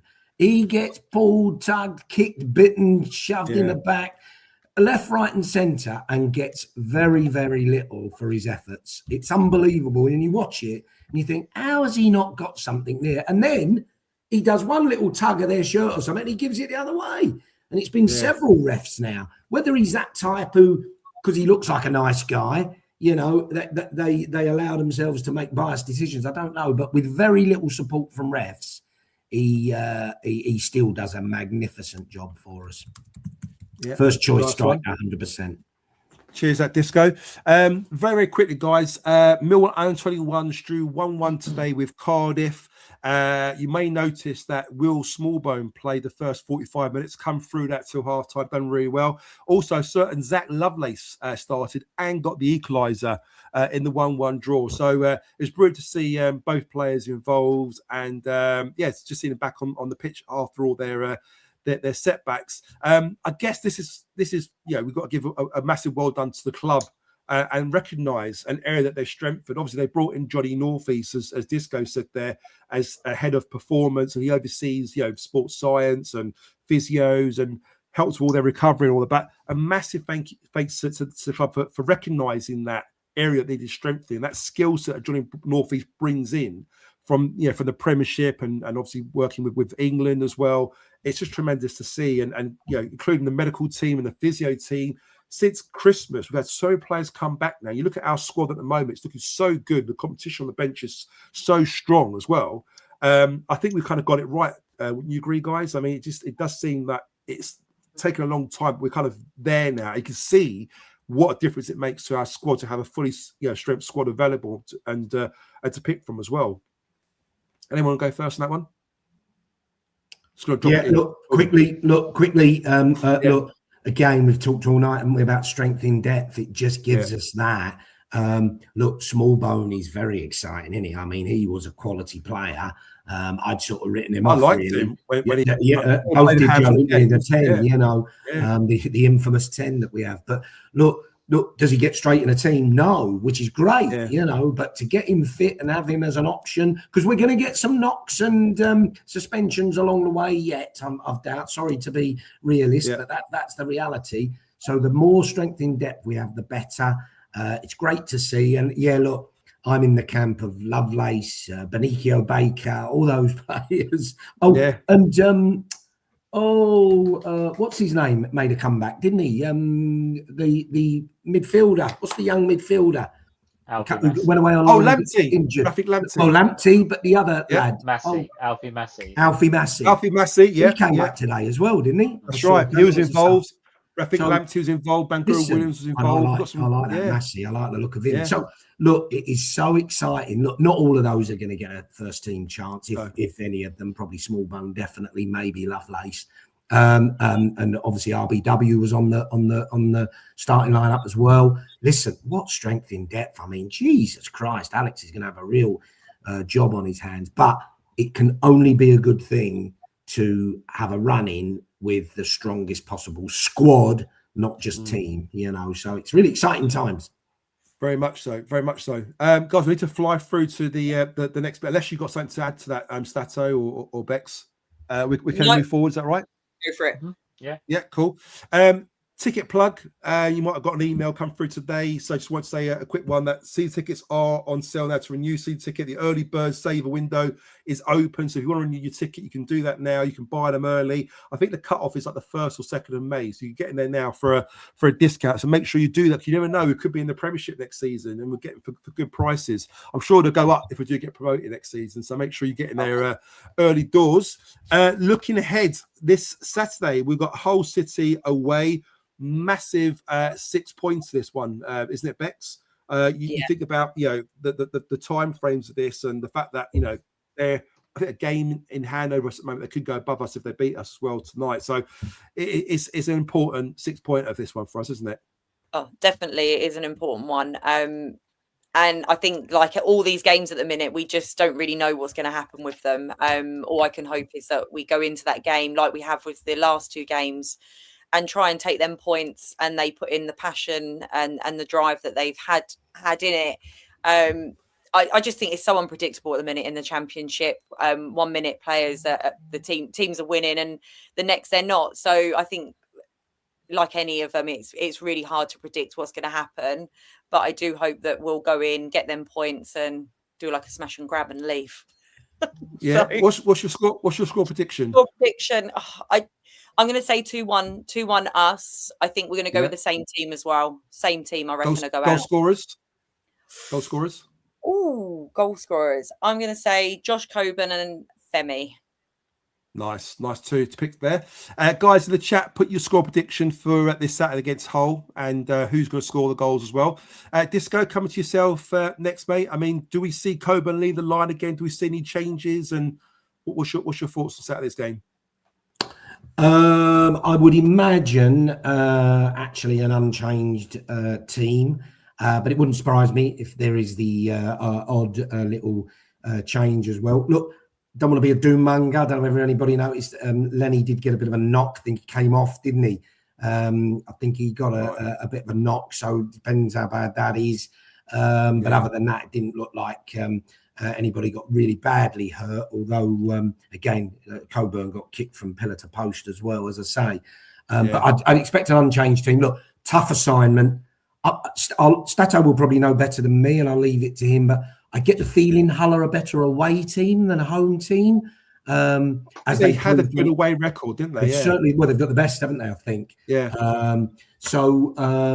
Look, it's a tough game. I go back to my old adage. I love going to places where we've got a bit of a record of getting results, and we have got the odd draw and the odd win up at Hull, and we've lost a few. And the infamous win that we had up at the old Boothery Park, the old ground. That got us took us up as champions. 1-0 Kevin O'Callaghan penalty, wasn't it? Yes, it was. It was. Remember it well. Lucky enough to be there, and that was fabulous. And the week of my wedding to my good lady wife. Wow. So fantastic. Great week. But look, so happy memories at Hull. So I'm look, a very, very tough game. I'm not underestimating that. I don't think their pitch is brilliant either, again, which is a bit frustrating. They do play rugby. But I'm suspecting, exactly as Carl Bracey has just put in there, I'm going for a cheeky 2-1 win. I'm going to go for Josh Coburn to hit the net. And, do you know, I think our man, Mr. Negley, is going to break his, it won't be his duck, but he's going to hit the net as well. So I'm going for Coburn. So you're going for 2-1 as well, are you? 1 Excellent. Win, yeah. Good stuff. Cheers, that Disco. And Stato, just get your thoughts on this Saturday's game. Who you say is the danger men to look out for? The whole who's one we've got to stop? They've got some goal scorers in their team, haven't they? Ollie McBurney, the obvious one. His goal contributions this season have been very, very good. How many goal contributions he had? I'll check it, but I think 19. I think. Yeah, I think 19. Come on, Stato. I had 18. I had 18, but it might be. I think 19. this goes right. 19. I am gonna have to dispute though. Our recent record against Hull is absolutely abysmal. Right. Maybe recent. Go back. We've only won. Status back in again, isn't it? Like this goes there, and Status sort of takes over. I go back a lot longer than you. He does. I'm with your dad. Status redeemed himself. He's back in again. Go on, Status. We've only won 2 of our last 10 games against Hull. That is both home and away. Oh, Both away, did you say? Wins. Oh, I thought you said both wins. away. One was home, one was away. Out of 2 wins. Hull actually, Disco was right. Hull actually have the second best away record in the division at home. Believe it or not, they are 10th. Wow, that's good for us. So they clearly are. We've got a decent away record, haven't we, as well? We're 4th in both home and away in the league. There you go. So that's how do you want to get on, Stato? I don't often. I usually would go win the game. If we get a point on Saturday, I think it's a really, really good result. People are talking about the top 2, and as much as I'd love that, I think is another stat for you on over the weekend, the top 9 in the championship all won. Every single team in the top 9. So no one's catching. I don't know what's being played, but whatever it is. But whatever, when we try and say, oh, Middlesbrough, we want Middlesbrough to drop points, we need someone to drop points or whatever. Teams at the top of the league are relishing the challenge. They're winning games. So are we. So if Middlesbrough continue to win, we can't catch them. There's not a lot we can do about it. We just have to accept that. But we do our job. If we don't lose on Saturday, I think it'd be a good result. Realistically, I'm going to go over 1-1 draw. I'd love to say a 2-1 win, but I'm going to go over 1-1 draw. And I think we will see Camille Negley with Millwall's goal. A lot of love for Negley on the score sheet. I'm going to go for a 2-1 win. I'm going to go with Disco and Bex. Goal scorers, I think I can fancy Coburn scoring one. And I can see the second one. I think Negley's a good shout. I think he's had a couple of chances. I think he'll be kicking himself and missing his couple of opportunities recently. So maybe, who knows? Maybe he's thinking, you know what? Next one that comes, I'm going to make sure this one counts. So I reckon 2-1 Coburn and Negley. I'm going to have a cheeky bet on that one as well. I think the Saturday. I feel quietly positive on that one. But look, that's pretty much it, guys. Next Tuesday, Millwall are at home, I believe, 10th of March at the Den, 7:45 kickoff. So our next live will probably be next Wednesday now. And we ain't got time to discuss that one in too much detail, unfortunately. But let's get Hull out the way first. I believe it is live on Sky Sports Plus. If you're not travelling up there, are you guys going there? You going Disco to this one? Saturday? No, it's one I normally do, Joe. But I've got some commitments, unfortunately. I'm bloody gut. I tell you what, how much better is it being at a game than watching on the telly? It's murder. There's no substitute for not being there, is there, Disco? It's awful when you're not there because you can see everything in the atmosphere. And the atmosphere is just so just a bit calmer. It's still, on edge, but it's not the same. Being at home is awful, so I'm not looking forward to that. But you're right. Can't make it, I'm afraid. Great turnout again. Great turnout. We've resold more, 1,200 sold, and we've got more. If we take like 1,600, like we did to Preston, and midday kickoff, 12:30 kickoff, that is great support. Incredible. Great support. Incredible. Well done, the fans. Yeah, I am travelling. It's a new ground for me. It's the first time for a little while that it's a new ground. No one to tick off the list for you, Stato? Yeah, I think it's 65 ground. It'll be 60. And I can't believe you ain't taking Mummy Jones with you either. Oh, good luck, charm. She honestly, I think she enjoys the home game. I don't think she'd enjoy travelling 3.5, 4 hours. She coming Tuesday? Is she coming Tuesday against Derby? We could do. She could do. Yeah. You're putting her on the spot now. There you go, Mummy Jones. Make sure you're there. Be there or be square. We will definitely, hopefully, see you. To echo what Disco said, it is a phenomenal effort. Traveling away, it's not easy. Kickoff times, money, commitments, whatever. The fact that we're traveling in good numbers for us, and you got to be honest, it is good numbers for us. Maybe people would say it should be more. Ben Green is a prime candidate for that, but it's a great effort. It really is a great effort. A lot of them are just up north at the moment. I mean, I did like 400 miles. I think it was to Wrexham. I've done another 380. I think it was to Sheffield. So it's not easy. I completely get it. The cost of it. You feel drained when you get home, but it's worth it, especially when you get a result as well. You can't really beat that feeling. So, guys, in the chat, thank you so much again for helping us get to 3,000 subscriptions. Please, if you're watching this back as a recording and you haven't subscribed, please hit that like button, hit the subscribe button. And make sure that we carry this going, because we want to make sure that we push on now, get to our next milestone, hopefully get to 4,000 subscriptions. You never know, it could happen by next season probably. So thank you so much. I'm going to give the last words to my co-host, start with yourself, Bex. Final words from you. Anything you want to say to our fans before we say goodbye to them? Thank you for listening as always, and I think just enjoy the fact that we've got a team that are so bonded and so united, and let's just hope that it continues on for the rest of the season. So thank you very much. Enjoy Saturday. Cheers, Bex. Thanks for coming on this evening. And Disco, from you, final words from you before you go. Yeah, it really. Yeah. I like it. It's a bit like making love to a beautiful woman. Joe, it's been a tang-fastic show from start to finish. After that, look, 3,000 listeners, we're not subscribers. That's some achievement, that. And this show just goes from strength to strength. We've been doing a bit of work this week about the charity day, and I'll tell you what, guys, you've got some really great stuff coming your way, which is going to be brilliant. But look, it's great. It's a great time to be on this channel. It's a great time to be a Millwall fan. Let's just ride this wave right now and enjoy it. So you did all get out going on about your Premiership players. So we'll come back to that next week, Joe. We will come back. We'll come back on that one. Yeah, definitely. I was going to say AC/DC. Nice one. Cheers, that Disco. And then finally, the one and only Stato. Give us your final thoughts, Stato. Firstly, Solo Builder in the chat. I can't hear it. I'm going to have to watch this back. Solo Builder in the chat is asking where you can find us for games. Obviously, if you message the chat with Chap's channel or Twitter page, Chris can organise taking some cash off of you. Alternatively, as Disco just said, our charity day is on the 6th of April, the bank holiday Monday. So if you're at the ground, you will see all of us. I believe all 4 of us and the other pod guys will be there raising money, collecting, etc. So you can come and see us, any of us then. Final thoughts. I said it at the start of the show. It is a phenomenal time to be a Millwall fan. As Disco said, being a part of this channel, like we message a lot in the group.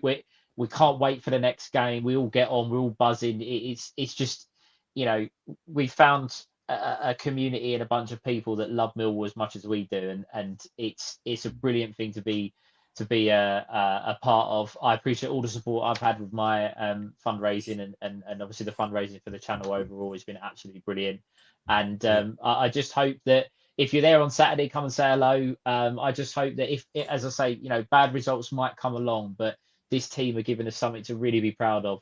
I'm going to put my neck out there and say, I think we're going to make the top 6, and that's all we need. We need a shot. Give us a shot. That's good enough. We've got a chance. We got a chance. Guys, what's the comments this week in the chat for those that have made it this far, both in the live and in watching it back in the recording? What's the comments in the chat that will be fitting for tonight's show? It's a tang-fastic show.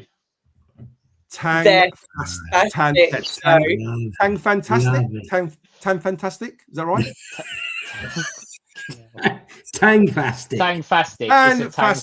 Like the Haribo sweet. Like the Haribo sweet. So or other sweets you might choose. Yeah, no ads. No, exactly. Guys, thanks so much for being with us this evening. We really do appreciate it. Thanks for all the likes and subscribes. We're over the moon, really chuffed. And thanks to my co-host. Well, we'll see you next Wednesday. Won't be Tuesday, next Wednesday now. Make sure you enjoy the game on Saturday. Hope we get the 3 points. We'll see you soon. Thanks, guys. Bye for now. Bye. Toodaloo, motherfucker.